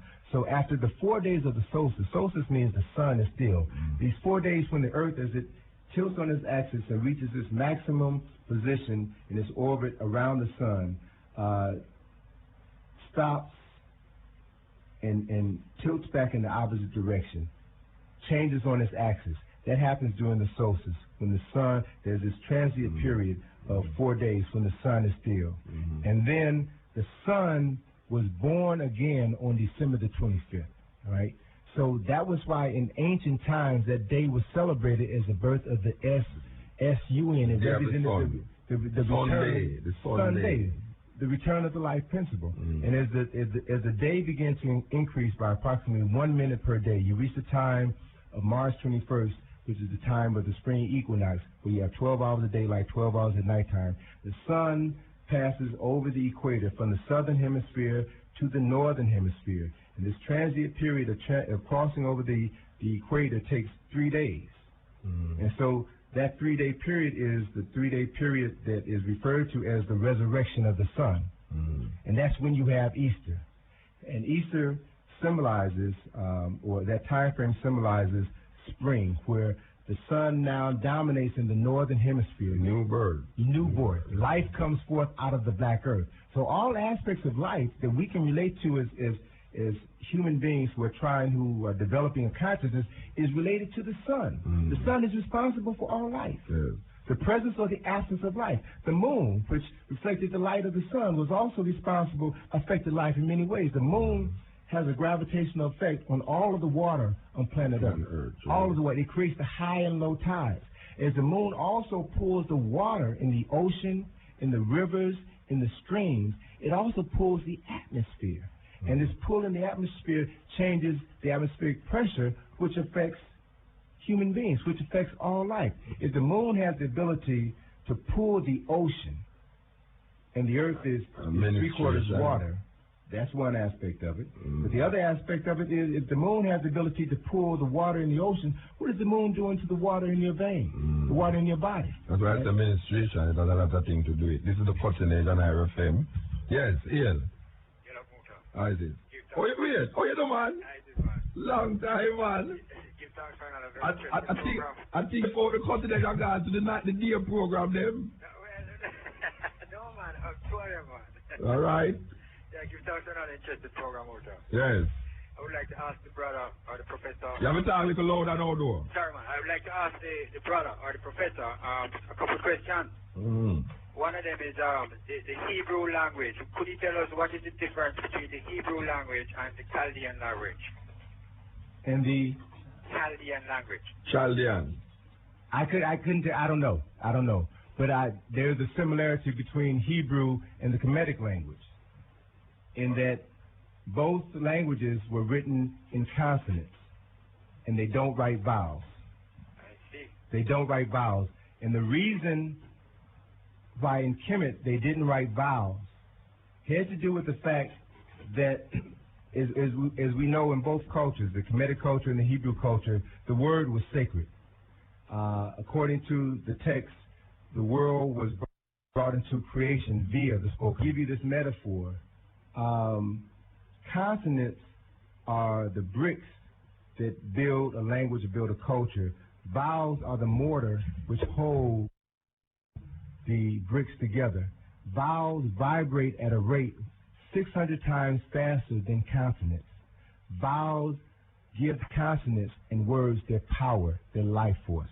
So whoever understands the power of the words, where to place the vowels, has the ability to become a creator. I see. Can I ask you this too? I noticed in the dictionary, the definition of the word day is the period of time that it takes for a celestial body to make one complete orbit, one complete turn on its own axis. And, hello? Yes. And therefore, the day in Earth is 24 hours, but the day on the moon is 1 year. Because it takes a year for the moon to turn once on its axis. I want to know if you know how much is the day for the sun. I don't have that information at my fingertips. I've got it at home. Right. But the day on each of the planets is different. Yes.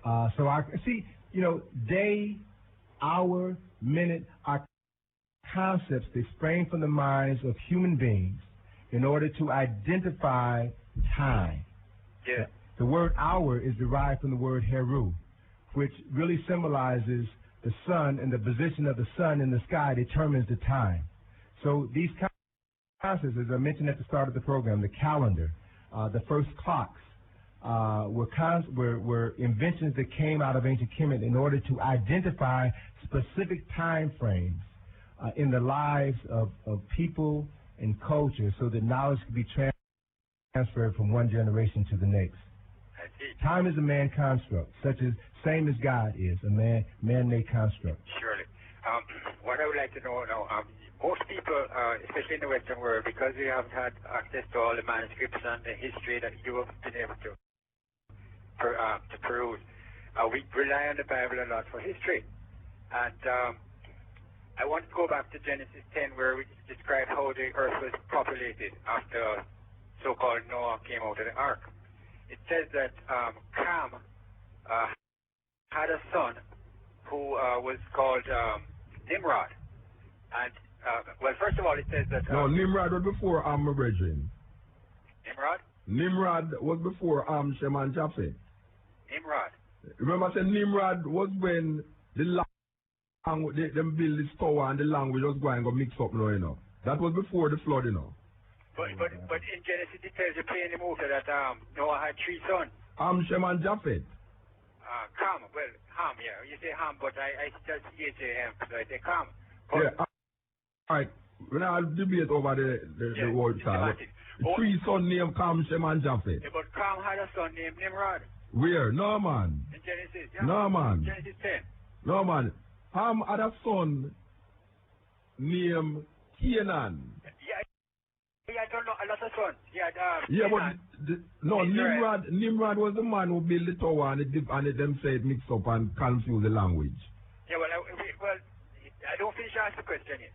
As far as I read the Bible, it says clearly that he had first of all Canaan, which is populated Canaan. So I figure that in those days, all of Canaan or Palestine was black people. Am I correct? But who says that Ham was a black man? Well, I mean, I want to ask the doctor what is his concept about Ham, Shem, and Japheth. You know? And I would love to know how if he conceives of the entire land of Canaan as being populated by black people. Okay. Well, let me give you 2 points of reference for your question. One is I would reference a book called 101 Bible Myths. It's a new publication written by Gary Greenberg, the same person who wrote the read that fun program, man. 101 Bible Myths? No, it's 101 Bible Myths. Oh, okay. This is a different book. Different about the contradiction. What Gary Greenberg, a Jewish scholar and also an Egyptian scholar and also an attorney from New York City, has done is to take the Old Testament and to show passage for passage how the verses in the Old Testament were directly lifted from Kemetic texts. You understand what I'm saying? Yes, but let's forget about the Bible. Can I ask you, in your concept, 4,000 years ago, 6,000 years ago, the people that populated Canaan, weren't they black? Well, let's put it this way, brother, very simply. The people in the Bible weren't white. White people as we know them, right? Egypt and Ethiopia are referenced more in the Bible than any other city. That book, if we are to take that book literally, then one of the things we should take from that is that it is a story about people of color. And that when the story was appropriated by European people without color, then essentially what they did was to change the storyline and inject themselves into the story, where it became a story about them. Yes, by passing on that, I want to go back to the ancient times of how the earth was populated, because according to the Bible then, it says plainly to me that Egypt, Libya, and all of Palestine was peopled, and Ethiopia was peopled by black people. And Japheth, who was apparently white people, was in further west and north. And then Shem was east. So, brethren, you have said that the 3 different sons had 3 different colors? Yes. From the one father? Yes. All right. Absolutely. Okay. And this is my interpretation. I'm not talking about how the denomination interpret it. That's their business. I'm just talking about when I read the Bible, what I see. So I'm trying to ask you if it is conceivable, according to your research, that all of that area was peopled by black people, and if Nimrod, who was a son or a grandson of Ham, did in fact go to Ur and Chaldea and establish a massive cities. Is this not so? Well, to be honest with you, I don't know. All right, can I answer him? I can answer him. You see that story what you read in there, my brethren? Yeah. We are talking about a people older than that story here. Because that story of the Genesis about 500 BC. 5,000? No, the story. The story. You mean when it was written? Before that, there was no story like that, except it was out of Kemet. Right? The dating of the written of that story. That story specifically, you know. Not talking about the idea of the story. The date when it was written.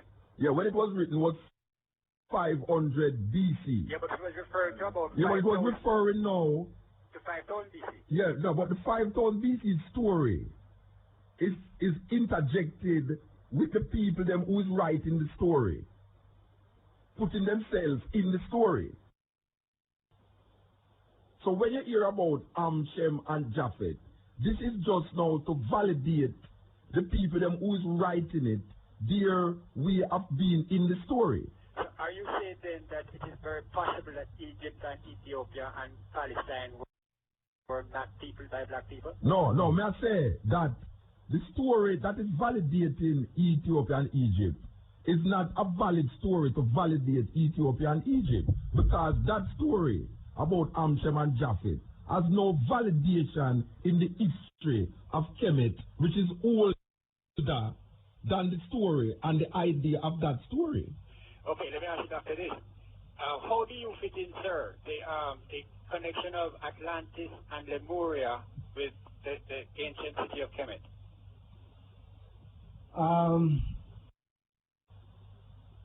I'll put it to you this way. It is a story. It is a story. It is a myth, and myths are rooted in some facts that have been aspects of the facts have been lost over time, passed down over time. Trying to reclaim the facts. Trying to reclaim the facts, and my belief or my understanding of Atlantis was strong enough for me to name my daughter Atlantis. My understanding of Atlantis is based on conversations that I've had with John Jackson, who's written a number of books about African history, about ancient religion, and he talked about the fact that the story of Atlantis was a story that comes out of Kemet. It was told to a Greek, and so the story of Atlantis that we have now inherited is a story that's told through. It's Pluto. I think not Pluto. It's one of the. Plutarch. No, the guy who came up with the story, Atlantis, in Greek. It was Pluto? I believe so. The name of the personality escapes me, but the origin of the story is Kemetic in origin, and it was told to a Greek.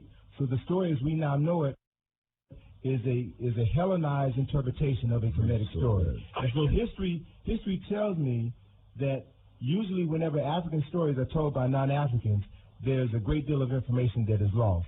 Now, are you saying then clearly that Kemet is actually more ancient than Atlantis? No, that's not what I'm saying. Oh. That's not what I'm saying. In the story, and this is, I can only tell you what I understand, and my understanding of this is limited. But according to the story, the people in the ancient Kemet wrote about a civilization that was more ancient than Kemet. I see. All right, and what it appears is that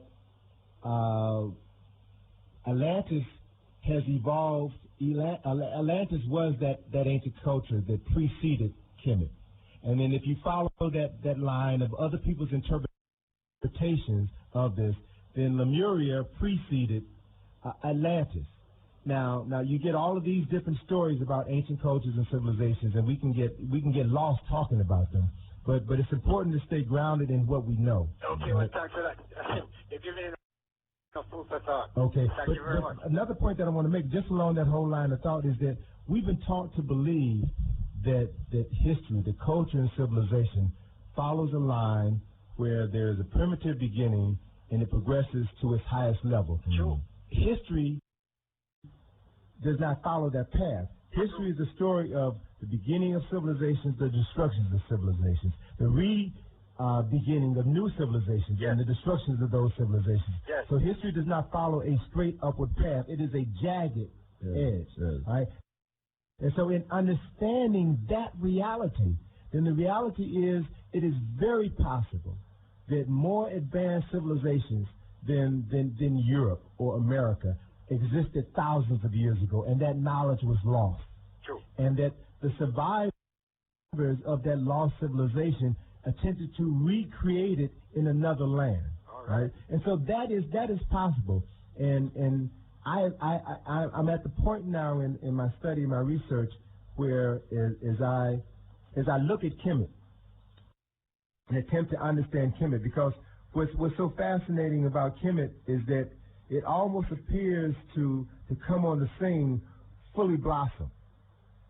Yes. And that there does appear to be certain gaps in the development of certain knowledge. Well, I want to suggest a gap. Mm-hmm. Ethiopia, the missing link in that African history. Well, there is a book that mentions Ethiopia, the missing link in African history. Mm-hmm. That if we declare civilization going down the Nile from Uganda, Ethiopia into Egypt, we would declare then that there must have been an older civilization than the Kemetic civilization, if that civilization went down the Nile. So we would then now have to start to examine by going up the Nile to investigate that archaeological finding that we're searching for. I don't know the man see. Right. I mean, that is a valid interpretation, because our understanding, the reason why Kemet is placed so high in our consciousness is because Kemet is closer to Europe than Ethiopia is. Yeah, and it's not only about its the documentation is easily accessible. Well, see, not just that it's easy and accessible, but also because of the fact is that is where Europeans have gone to do the research. They're not going to Ethiopia to do the same research that they've done in Kemet. They're not going to the Sudan to do the archaeological digs, because they know that they will find in the Sudan, they know that they will find in Ethiopia information that precedes a history and culture that precedes that of Egypt. And so what the dilemma has been, and that's why, these discussions are not just historical, they're also political. Definitely. In that the research, the archaeological research that has been done in Kemet or in Egypt just over the last 40 years has always been political. European Egyptologists have been stealing information out of Kemet for hundreds of years, and that information has been kept away from the general public. Artifacts have been destroyed.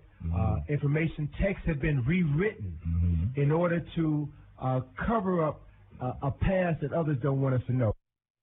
And that's one of the reasons why in the 1960s a decision was made to build the high dam in Aswan. In building the high dam in Aswan, the Russians, the United States, along with the Egyptian government at that point in time, created Lake Nasser, or what's called Nubia Lake, which was at that point in time in the 1960s the largest man-made lake in the world. They would stretch back 350 miles and some almost 50 feet deep. And in creating Lake Nasser, they destroyed an untold number of temples, of tombs, of monuments that validate Nubia as the lifeblood of ancient Egypt. And the lifeblood of Nubia was Ethiopia. So this evidence is now destroyed. Well, Ben document that. Ben Canada. Oh yeah. I think we can blame all of that on the global elite. White supremacy. All those cover-ups. I blame it for white supremacy. All right, Bridget, give time. Yes. Cutting edge, RFM, yes. Yes, Mota. I did. Long live with strength to die, Yeah, man. And the Bridget in the studio. I want to ask him one question still. the ancient name for Ethiopia, if you know that. Ethiopia there. The first ancient name before the Europeans change it. Well, Ethiopia is a Greek word too, you know. Right. Yeah. And black skin. Abyssinia is another name that's used. I'm not aware of. I'm sure. Kush. Yeah. Yeah. Kush. Them call it Kush. Yeah. Yeah. That means in Amharic tongue, sir.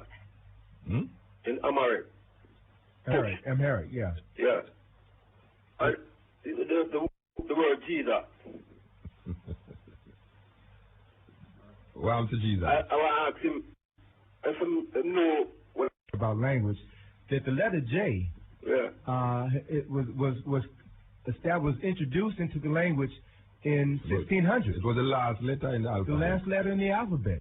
Yeah. In the Roman alphabet. So 1,000 years ago, that person's name wasn't Jesus. Okay. So our challenge is to begin, and remember I talked before about the power of words. Yeah. The power of words. Who understands, who knows the proper vowels, the proper consonants, has the power of words. And the power of words has the ability to either create or destroy. Yes. You know, I just want to say this out of, because I know a lot of people are listening, and I want to challenge them about this challenge, to go and ask your person, what was the name of Jesus 1,000 years ago? Because there was no J in the alphabet.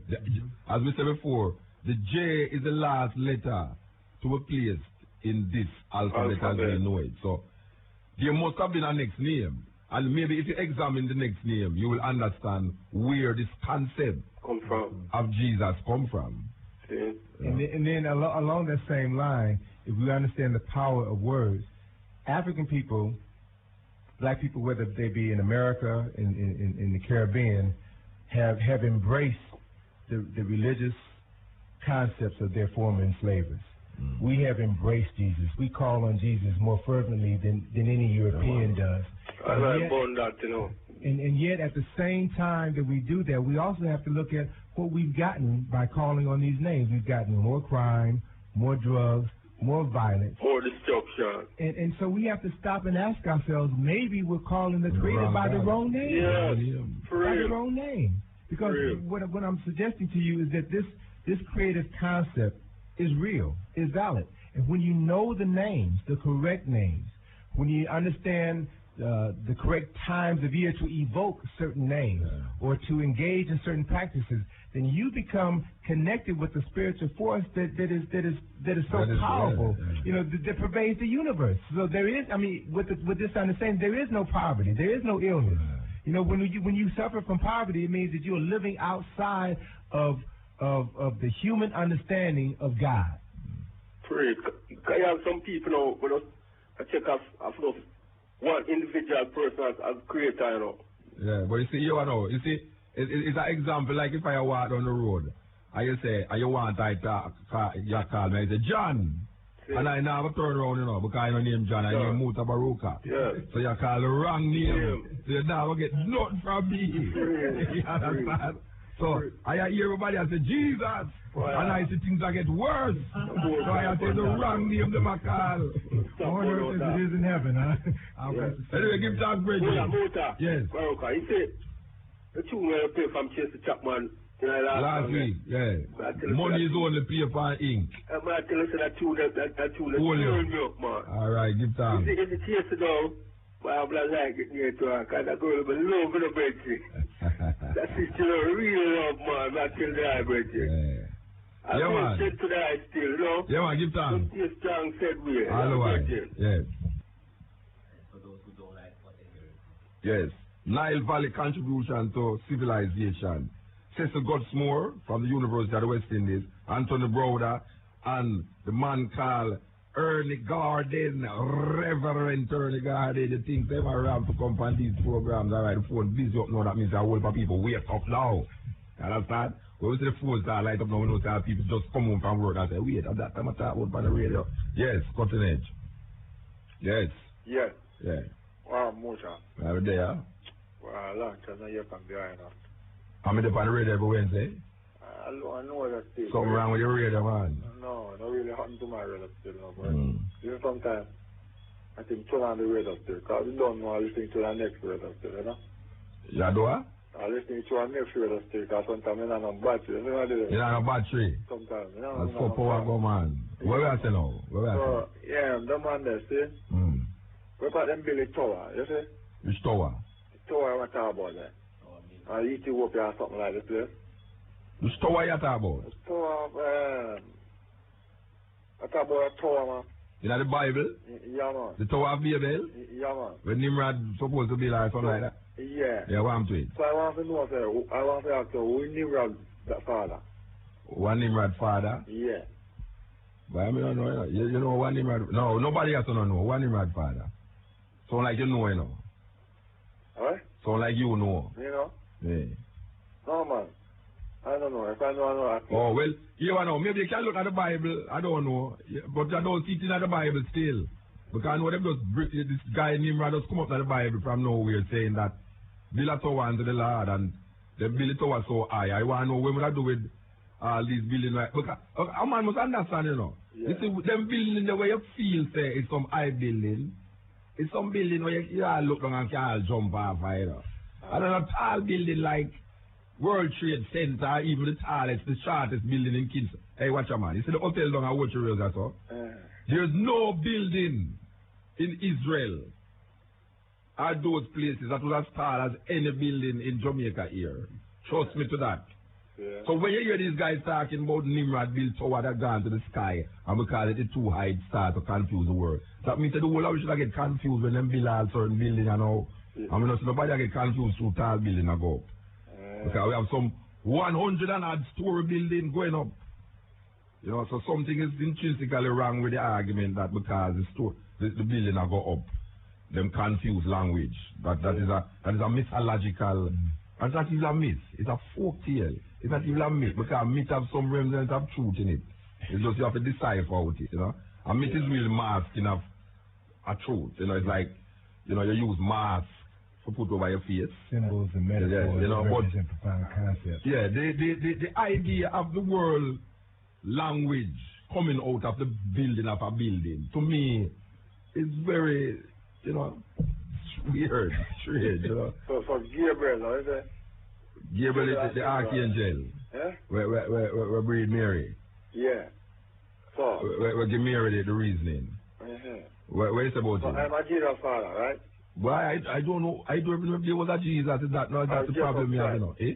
I just was a Jehovah, anyone wants to. But that me I show you something I will call him because me no give credence to it. Maybe the virgin give credence to it, him can talk to you about it. Because I don't give credence to that story there as nothing. No. You might ask about Gabriel. Where if I Gabriel are Jesus' father. I couldn't even begin to answer that. You know, the bottom line is, brother, and everybody who's listening, the Bible was not written by God. The Bible was written by men. Matter of fact, the Bible consists of 66 different books that were written by 66 different men over a period of 3,000 years. Right? And the people who wrote these books borrowed from the stories, the myths, the fables of other cultures in order to create this new book, what was new to them. And so what I'm suggesting is that as a minister, a friend of mine shared with me that the Bible is not true. Good friend of mine who's a minister, the Bible is not true. What you have to learn to do is to find the truth within it and utilize that truth. And that which is not true, put it to the side. We have to begin to learn to find truth exists in various forms, in various things. And we have to begin to become strong enough, brave enough to seek the truth wherever we may find it. Okay. All right, brethren. So, hold on. Then Maccabee Bible now, is it? The Maccabee Bible is just two books about a Jewish family. Okay. In a them time. It's not really a Bible as such. It's just some books about a family. It's like a biography of a family named Maccabees. You understand? Seven brother and Them way there. You understand? That man say, bring back Maccabee version. It's come like in Ghana, the same mythology too. There's over 125 versions of the Bible. Okay. 125 versions or interpretations of this one so-called sacred book. So, you know, what we've got to begin to realize is that these books were written by men. Men who had an agenda, a political agenda, an economic agenda, a nationalistic agenda, who wrote their story in order to advance their agenda. Okay, brethren? Yeah. Isaac. Cutting Edge, RFM. Hi there. Yes. Rastafari. Isaac. Black time, President, I want to say. Yes, Muta. I don't want to straight argument no way. Well, don't straight then. If you say you don't want, you start right say you don't want to beat, you have to beat. As some It's a serious problem that now, you know. If you say you don't want it, you got to do it now, you know. It's like no, it's not really serious thing, but that's some word problem of me. I'm bridging among some arguments. That's what I say. Blessed love to the African brethren in the studio. Right. I'm sure we're in African brethren, man. Why you yeah, man, the visitor motor. But they don't have to visitor, man. That's not the African brethren like the other African and Lake England. They say, blessed love to the visitor. Blessed love to all the visitors. Yeah, all of the Africans over there. Yeah, man. Blessed. Yeah, Alpha and Omega. Greek that too. Yeah. But want some proof on the word. A to Z. It's A to Z. It's Alpha is the first letter, Omega is the last letter. It's just A to Z. What it really represents agrees. Don't know that me just tell you? A to Z. It's the first letter and the last letter. The beginning and the end. It's just the beginning and the end. Like a man said, boy, from A to Z. So we're born that out. Of course. All right. All right. Yeah, man, that is it. Jehovah, man. Where you are about Jehovah? Yeah, man. Here, yeah, they ain't just that talk about it. Jehovah, Yahweh is really the Greek, is Hebrew. But Jehovah is really the J now, which was the problem with it now, because as we just tell you before, J never in the language. Yeah. So it's Y them use. Yeah. See, Yahweh, Jehovah, Yah. You know, so Yah. All of them things they get a lick. Well, it's God is a battle God, you know. Yahweh is the God of war. All right. If you read the Old Testament, you see that it's not the same God in the New Testament and the Old Testament, you know. Different. Watch out, I'm going to tell you the evolution of God now. It's a serious thing, you know. God come from a war God to a political God by the prophets, you know. Because the God by the prophets is not the same God, because Isaiah now warn you that this God is not a God of such and God of this and God of that, you know. Because remember, so now, you can see the evolution of that God when you start to read the major prophets. In Isaiah, like Isaiah, which we are referred to Isaiah. Isaiah idea of God evolved from the ideas that the Israelites who was wandering with Moses have, you know. And then when the prophets move and you find out Christianity idea of God evolved from the idea that Isaiah and the gods of Moses God have, you know. You see, you can see the, for instance, one God used to say, to atone for your sin, kill such and such a portion of animal. Yeah. The next God, through Isaiah, come and say, do you think that killing animals can atone for your sin? And then the next God comes to you and say, I give my life as atonement for your sin, which is in Jesus Christ. So in Jesus Christ, it's the ultimate sacrifice based upon our Christianity. In Isaiah, he must show you, say, boy, right now, you don't kill much animal you're killing or Rasta. That never prevent you from certain things. But in a Moses tell you, say, boy, right now, it's when you do certain things, to atone for that, to kill that. So what we are saying, we see the evolution of that God. You know, I mean, people vex when you say that, but it's a reality. Yeah. All right, we got it. Here, Reggie? Yes, Cutting Edge, RFM. Similarities with ideas, which was one of the concepts of Christianity, which is also the concept of Buddhism, Krishna. So all of these mythologies profess to have a virgin birth incorporated in it. Other aspects of Kemetic mythologies that get seat into other. Wait, hold on. I'm going to hear what I'm saying. Yeah, Cutting Edge. Yes. Hold on. Yes. Wow, hold on, the brethren. Yes. Yeah. Yes, alright. Yeah, we're there with you.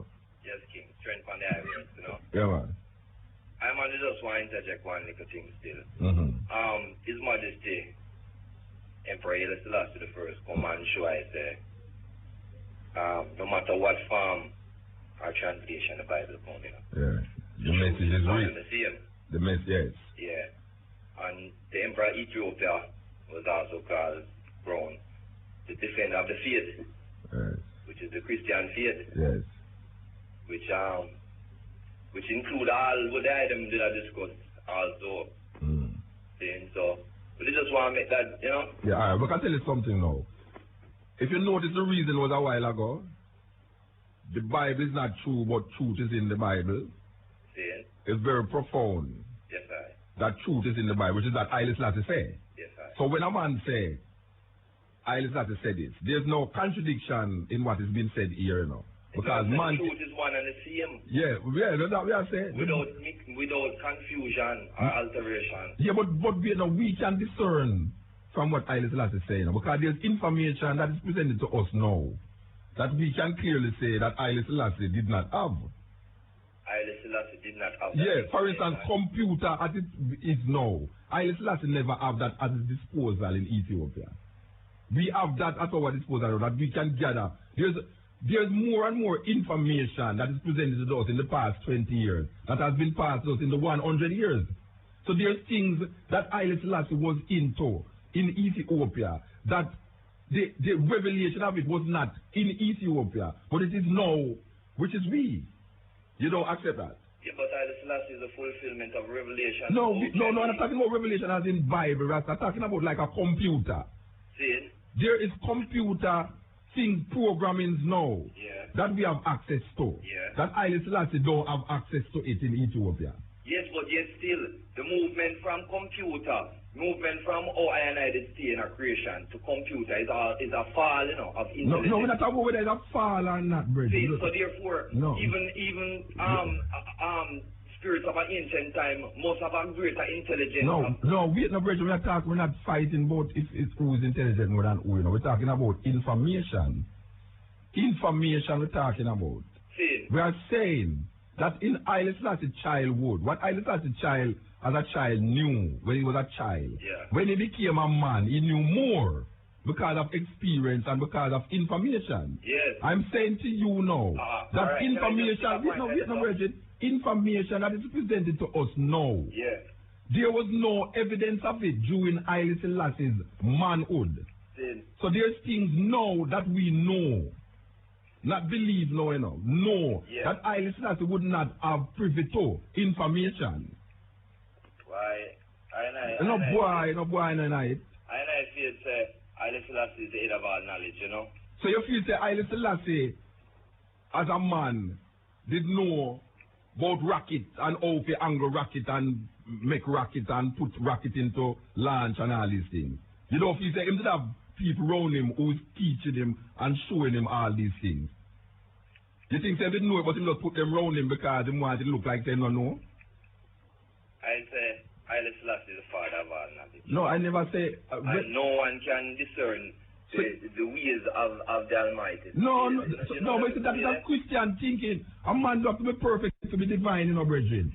Perfect who know how to do it, to build it.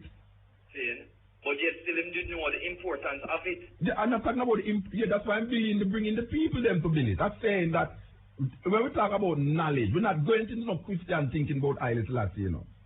Haile Selassie is real. It's not no Christian minded thinking about Haile Selassie know everything. It's not like that, because Haile Selassie get taught French.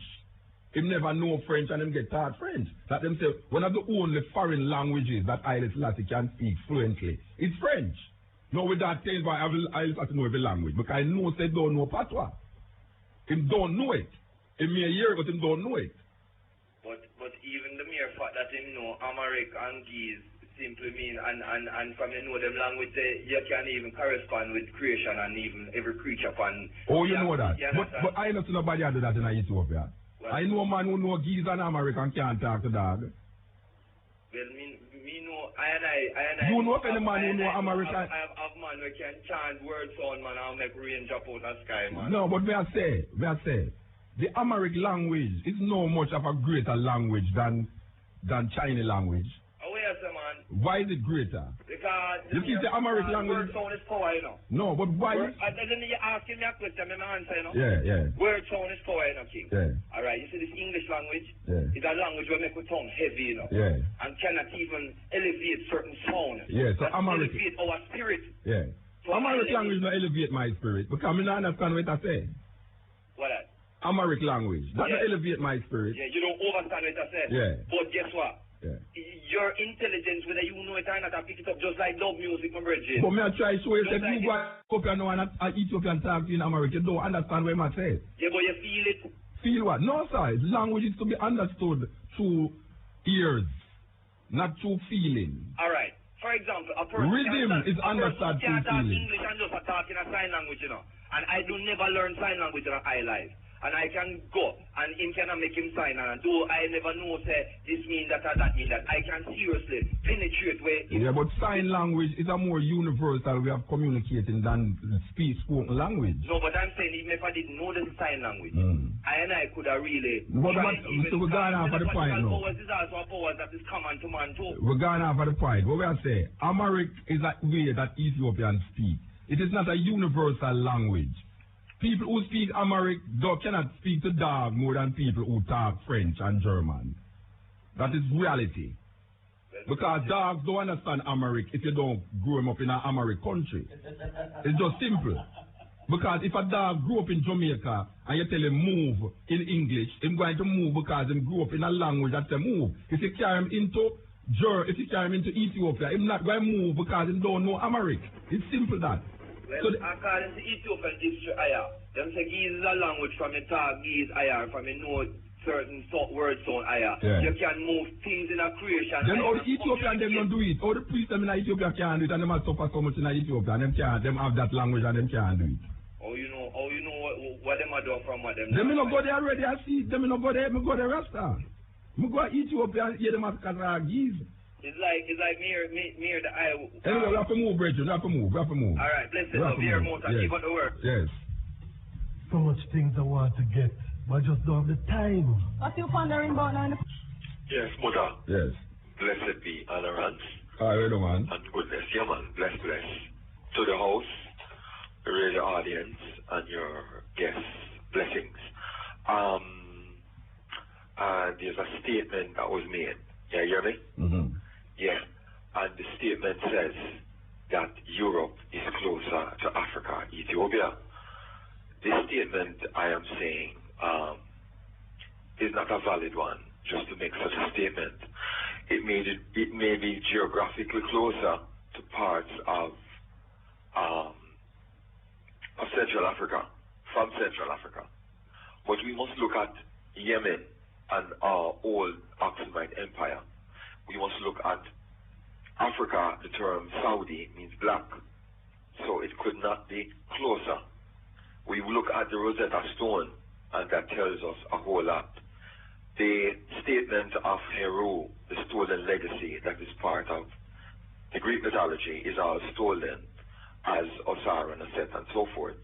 We look at the information that is flowed down the Nile by nature of the pyramid structure and age, and we should never make such a statement. Again, the learning process here is one in which I am evoking to and putting my head onto. So, I now go all the stage, but that statement, I wish... What is the statement you say? That Europe is... yeah, the brethren was relating to the fact that Ethiopia has more influence or more connection to Europe than to Africa. Who said that? The brethren made that statement earlier. That Ethiopia have more connection to Europe? Yes. No, man.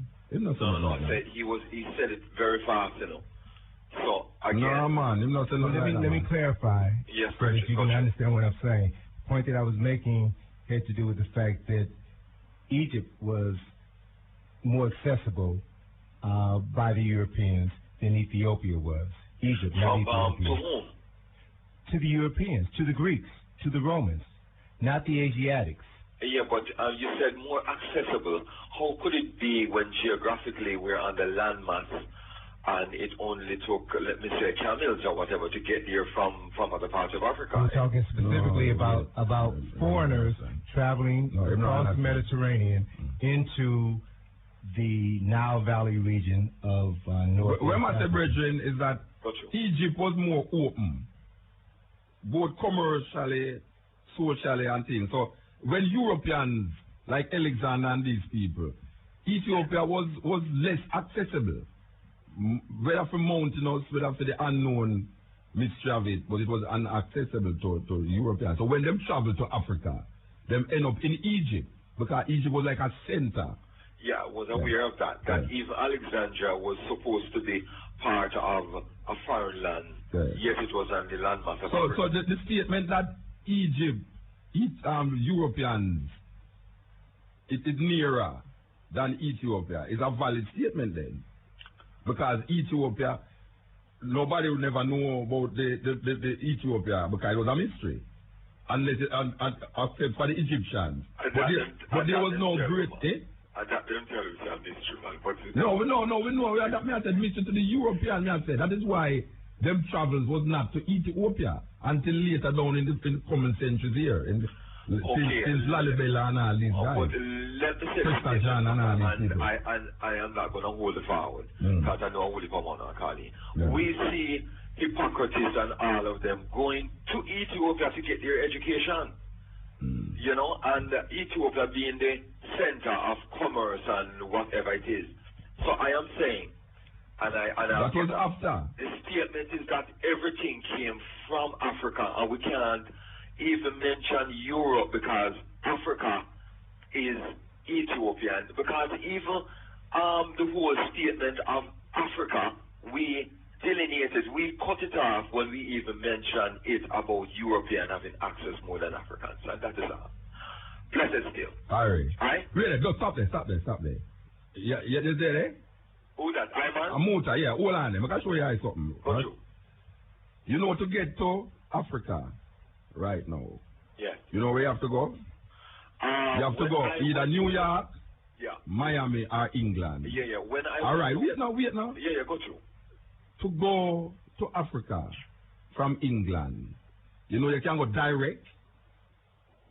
I am listening to you, Muta. Well, that is an example of accessibility to Europeans to Africa than me as a black person, an Ethiopian, to Africa. So now, I am the argument what we had show personally is that a man who did in Ghana to access Egypt as an African would be harder than a man who live in Greece. All right. The man in Greece would have more accessibility to Egypt than the man in Ghana, even though it's still Africa. Okay. Yeah, is that what I said? Yeah, you hear me? Yeah. 15 years ago when I went to Africa, I was supposed to meet you at the Black Film Festival in Ouagadougou. Right? At the time, like I said, I went through England. The access here is that all of what is being said, you know, I am not trying to diffuse or to counter any reasoning or argument, because it is better sometimes to listen than to speak. So I am saying I am here in a listening mode, not speaking against or challenging or anything of that sort. It's just one statement with a brethren was done so fast that it is necessary for bypass everybody. That it bypass everybody. Yeah, man, everything good. Yeah, bless it, yeah? Bless one. Yeah, give down, yes, cutting edge, Irie. Yeah, man. Yeah. I have two questions to the brethren. Yeah. One is there any connection between Egyptian and extraterrestrial? And two, go ask one first. You might ask if there's any connection between Egyptian and extraterrestrial. And extraterrestrial. There are people who want to make a connection.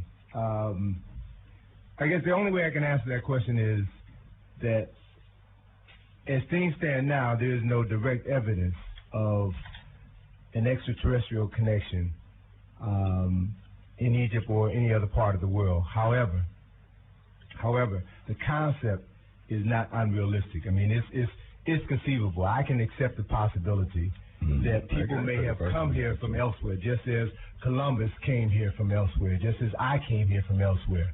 That's not a far-fetched idea. So I'm open to that possibility. I just have not come across any concrete evidence to show that it has happened. But I'm open to receive it. All right. The second question is, NASA sent two satellites in the 70s, Viking 1 and Viking 2, to Mars, and then we find ancient pyramids and canals also on Mars and Mars. To your knowledge, can you elaborate if there is, to your knowledge? Yeah, you're talking about, what's the guy's name? What's the guy who wrote Monuments of Mars? I think it's Hoagland. Richard Hoagland, yes, yeah. Richard Hoagland. And Richard Hoagland's research is truly fascinating. You mentioned the Viking 1. I can remember back in 1976 when the Viking 1 landed on Mars. Yeah. And the scientists who were monitoring that satellite worked out of the Goddard Space Flight Center, which is right outside of Washington, D.C. And I can remember it was a Saturday evening in July 1976 at 12 midnight.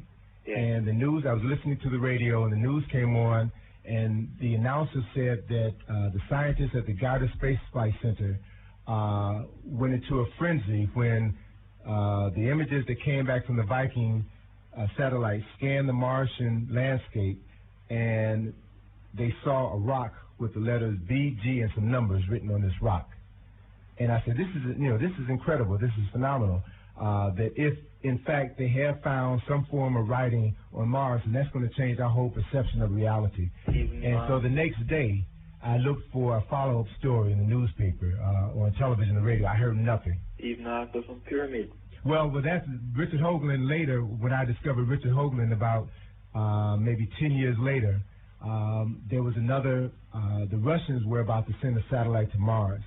And I had heard a story on the news where Richard Hoagland had held a press conference in Washington where he was asking the Russians to send that satellite over the portion of Cydonia, which is that portion of the Martian landscape where the earlier satellites that the United States sent up had found what appeared to be the remnants of pyramidal structures, temple structures, and a huge mile-long sphinx-like face that is on the surface of Mars. And I followed Richard Hoagland's career, and I also had an opportunity to meet one of the engineers from the Goddard Space Flight Center who did the computer-enhanced analysis of the data that came from the Viking satellite at Stanford University. Yeah. And from the evidence that they have that has been hushed up by the powers that be in the United States, from that evidence that I've seen, there is something up there. And what is up there appears to be pyramidal-like structures and the ruins of structures which appear to be oriented to what would be the Martian equivalent of the summer solstice. So is there any possibility that the Egyptian was on Mars before on Earth? Well, brother, anything is possible. If you can stretch it. And Hoagland, I've heard Hoagland talk about these connections. And while I can't just totally discount it, I mean, there may be something to it. I don't know. I haven't seen enough evidence to validate the fact. To find out, by reading some books, here that the Egyptians talk about the underworld, which now there are evidence to prove that the earth is hollow and there is a city within the earth. Is there? There's what? A city, within the earth. Where? By reading. Yeah, but where them say the city is? Well, like all in the North Pole. I know that there's a city under New York, which appear mad people and rats and thing underneath the subway, but sub-city, yeah, which name they will sing about it too, Tracy Chapman, but you read that there's a city under the North Pole. Yeah. And so what to substantiate that, what is them use to substantiate that? Well, really, I don't have much knowledge on it. No, but if you read it, what them say, why them come to that conclusion? When you read it, what them say that why you come to the conclusion to even ask about the question? No, well, I've read some books that talk about that. No, we know, but I mean, we read book about enough things. Yeah. I mean, take for instance, the picture where I see, there was a picture, famous picture after the World Trade Center crash. Your brother stand up and see the plane underneath. No, well, they showed that was the bogus. Yeah, but here I know, they have a picture of them landing on the moon. Yeah. With the flag a fly. You know, breeze a blow the flag, you know. Exactly. So we are saying now, what is the substantiation of, I mean, I have read these things. But what is, I'm going to know, because I read it, come on the radio and say, yeah man, there's a city underneath Alaska, Rasta, because I read it in our book. You know, that is the reason, you know. Well, Jesus walked on water because I read it in the Bible, you know, them kind of thing there. Well, to my knowledge, the whole thing is that I explored and we went up one time, we bore a hole right through where the Grand Canyon area is, right now, where make a hollow within the earth, there's a sun within the earth, there are actually certain beings within the earth. Because by reading them, most of the UFO craft sighting, at least 90% of them will come out from under the earth, and the rest 10% will come from other galaxies. You ever notice that these UFOs are always landing at some white people area? They never landing in New York City yet when no people can see it. It's always two little white people that drive down a road and a light flash goes out all of them car and then it just happen. You ever notice that? But I really choose still. No, I ask if you ever notice it, so it go. Yeah. You ever hear of a UFO land right in the middle of a busy mall?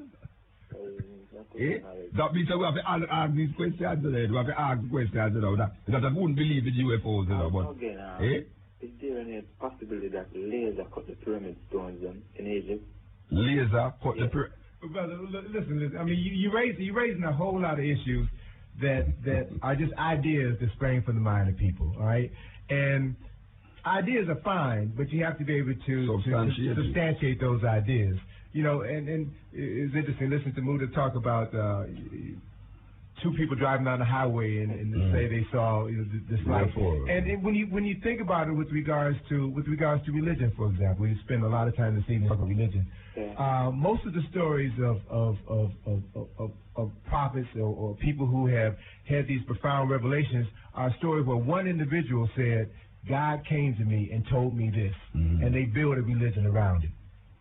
If I did that today, they would lock me away. Of course. So the question is, why was it more valid then than it is today? Why is it not happening today? And so the thing that I'm challenging people to do is to ask questions about everything. Don't accept everything that I say is valid. I'm just giving you what I know. There are people out there who know more than I do. And you talk to me a year from now, I will give you a different interpretation. It's about information. That's the beauty of life, to learn, to study, to grow. That's why we are here, and to apply the knowledge that we have gained to improve the quality of life, not to separate us from each other because you don't call God by the same name that I call God. That's crazy. That is insane. We are here. We are here to experience life and to show our understanding of our understanding of life and appreciation of life by how we interact with each other, by the respect that I have for a stranger.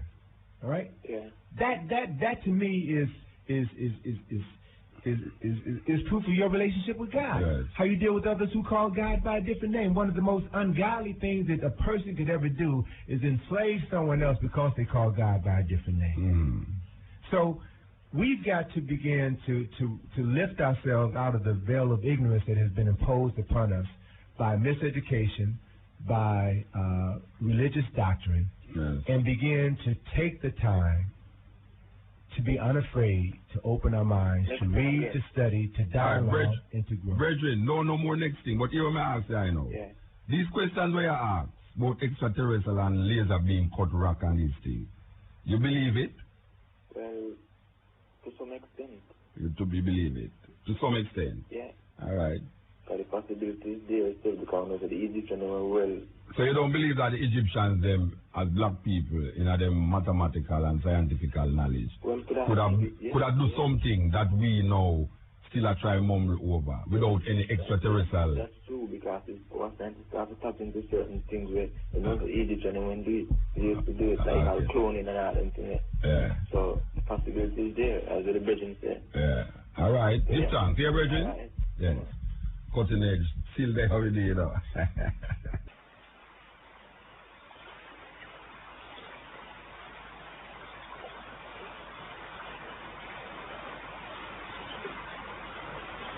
Okay, we're talking to Anthony Browder in the closing moments of this program. And we want to tell the people them and make the people them know that Anthony Browder will be at the Alfred Sansa Auditorium, that is on New Take of Papine, Friday, November the 30th at 5:30 p.m. And look here, you're going to pay $100 to come in. Understand? And don't feel say that going to take care of the plane fare to bring you here. That is just to cover certain other little things. You understand? So don't feel a way to put $100 there. You understand? It's just so these things go. So the Nile Valley Contribution to Civilization Seminar, Reverend Ernie Garden, Godsmore, Cecil Godsmore, Kemet, the Black Land, a lecture and panel discussion. I will be there if that make any difference to you being there. So we want you to listen to this, brethren, because you're going to hear things that Ben has been telling you, and we brought Ben here. The brethren name Ashby. We have a brethren there. We have a brethren there. It's a different brethren now there, though. And we don't say to the brother, don't take it for a level. But anyway, we just have to say that you have to be there. Understand? We are recommending this lecture educationally and different perspectives because we need that in this time. Because we say this time and time again, nothing is working. So we need a new turnaround in things, in mindset. As we just when we start out the reasoning, we talk about the map, the African map. Maybe we should have turned around the map and start wear it with the north up and the south down, or the south up and the north down. Maybe so we should have started. Maybe it don't even make no difference in the psyche, but eventually you will see how it works.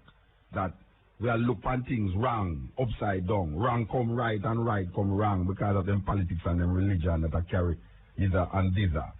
So when you see them man come to speak, them come in with knowledge, not belief. Knowledge. And what you don't know, you just don't know. We love when a man asks a man a question and him saying don't know.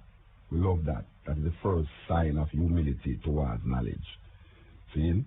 We love that. That is something where I learned for years. And I'm glad when the brethren asked you something a while ago and you say you don't know. That is good. You understand? We love to hear man reason that way. So you have a little niche in a notch. When you do that, you have a niche in a notch. You know the way they. So we want to tell the brethren them and the sister them to support this venture, Alfred Sangster Auditorium, University of Technology. This is a lecture on the Black Land, Kemet. You understand? Brethren, final reasoning, not final, but on the cutting edge. If you have any. I just want to give thanks for the opportunity to be here and to talk to those in the audience and encourage, my brothers and sisters. I've been fortunate to have been able to travel all around the world. And traveling around the world, I see African people who are in the same condition, and we're in that condition because we have been separated from our history, from our land, from our concept of God. And if we are to truly liberate ourselves, we have to be strong enough and brave enough to begin to see our land, our history, our culture, and our God through African eyes.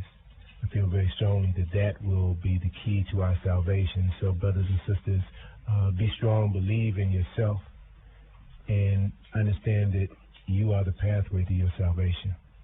Yeah, man, give thanks. Yekengele, give thanks. Invite the brethren. Is there invite the brethren here? Is he invite him here? Association, the African Heritage Studies Association. Put the mic, so okay, we don't talk about the African Heritage Association, and it's 3:20. Yeah, but that's what is this African Heritage Association? Oh, I am not a member of it. Oh, nobody not tell me about it. It's really a movement of clubs in schools, and we're mainly schools now. We're building the association.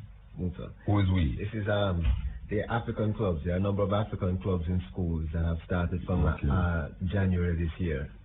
A number of schools that have gotten together and have started clubs and are meeting together and exploring African consciousness. So if a school now, if a youth from a school, like we go to KC the other day, them is a part of it? Yes. You have some youth, six farmers? Yes, we have a like if a youth now, from the thing now, go to school and all this, I say, what them about them kind of thing, how them work it out? Well, we're going to be, I hope they come to the seminar to find out how to plant a club at your school. You can contact the association. First of all, you can email us, or you can phone us, or you can, we have a website that is up. And so... You know, email address and you know, phone numbers. Okay. I think that you can get Yes, first of all, no, I'm just kind of... You want to see things before I spell it out. The phone numbers are 977-8561. 977-8561. Who them hear when the man call a phone number? This is Yekengale. And no, you can email us at AHSCAJA.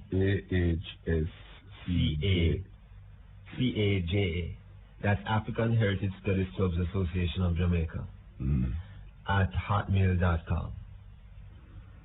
And our website is www.angelfire.com/high5, that's HI5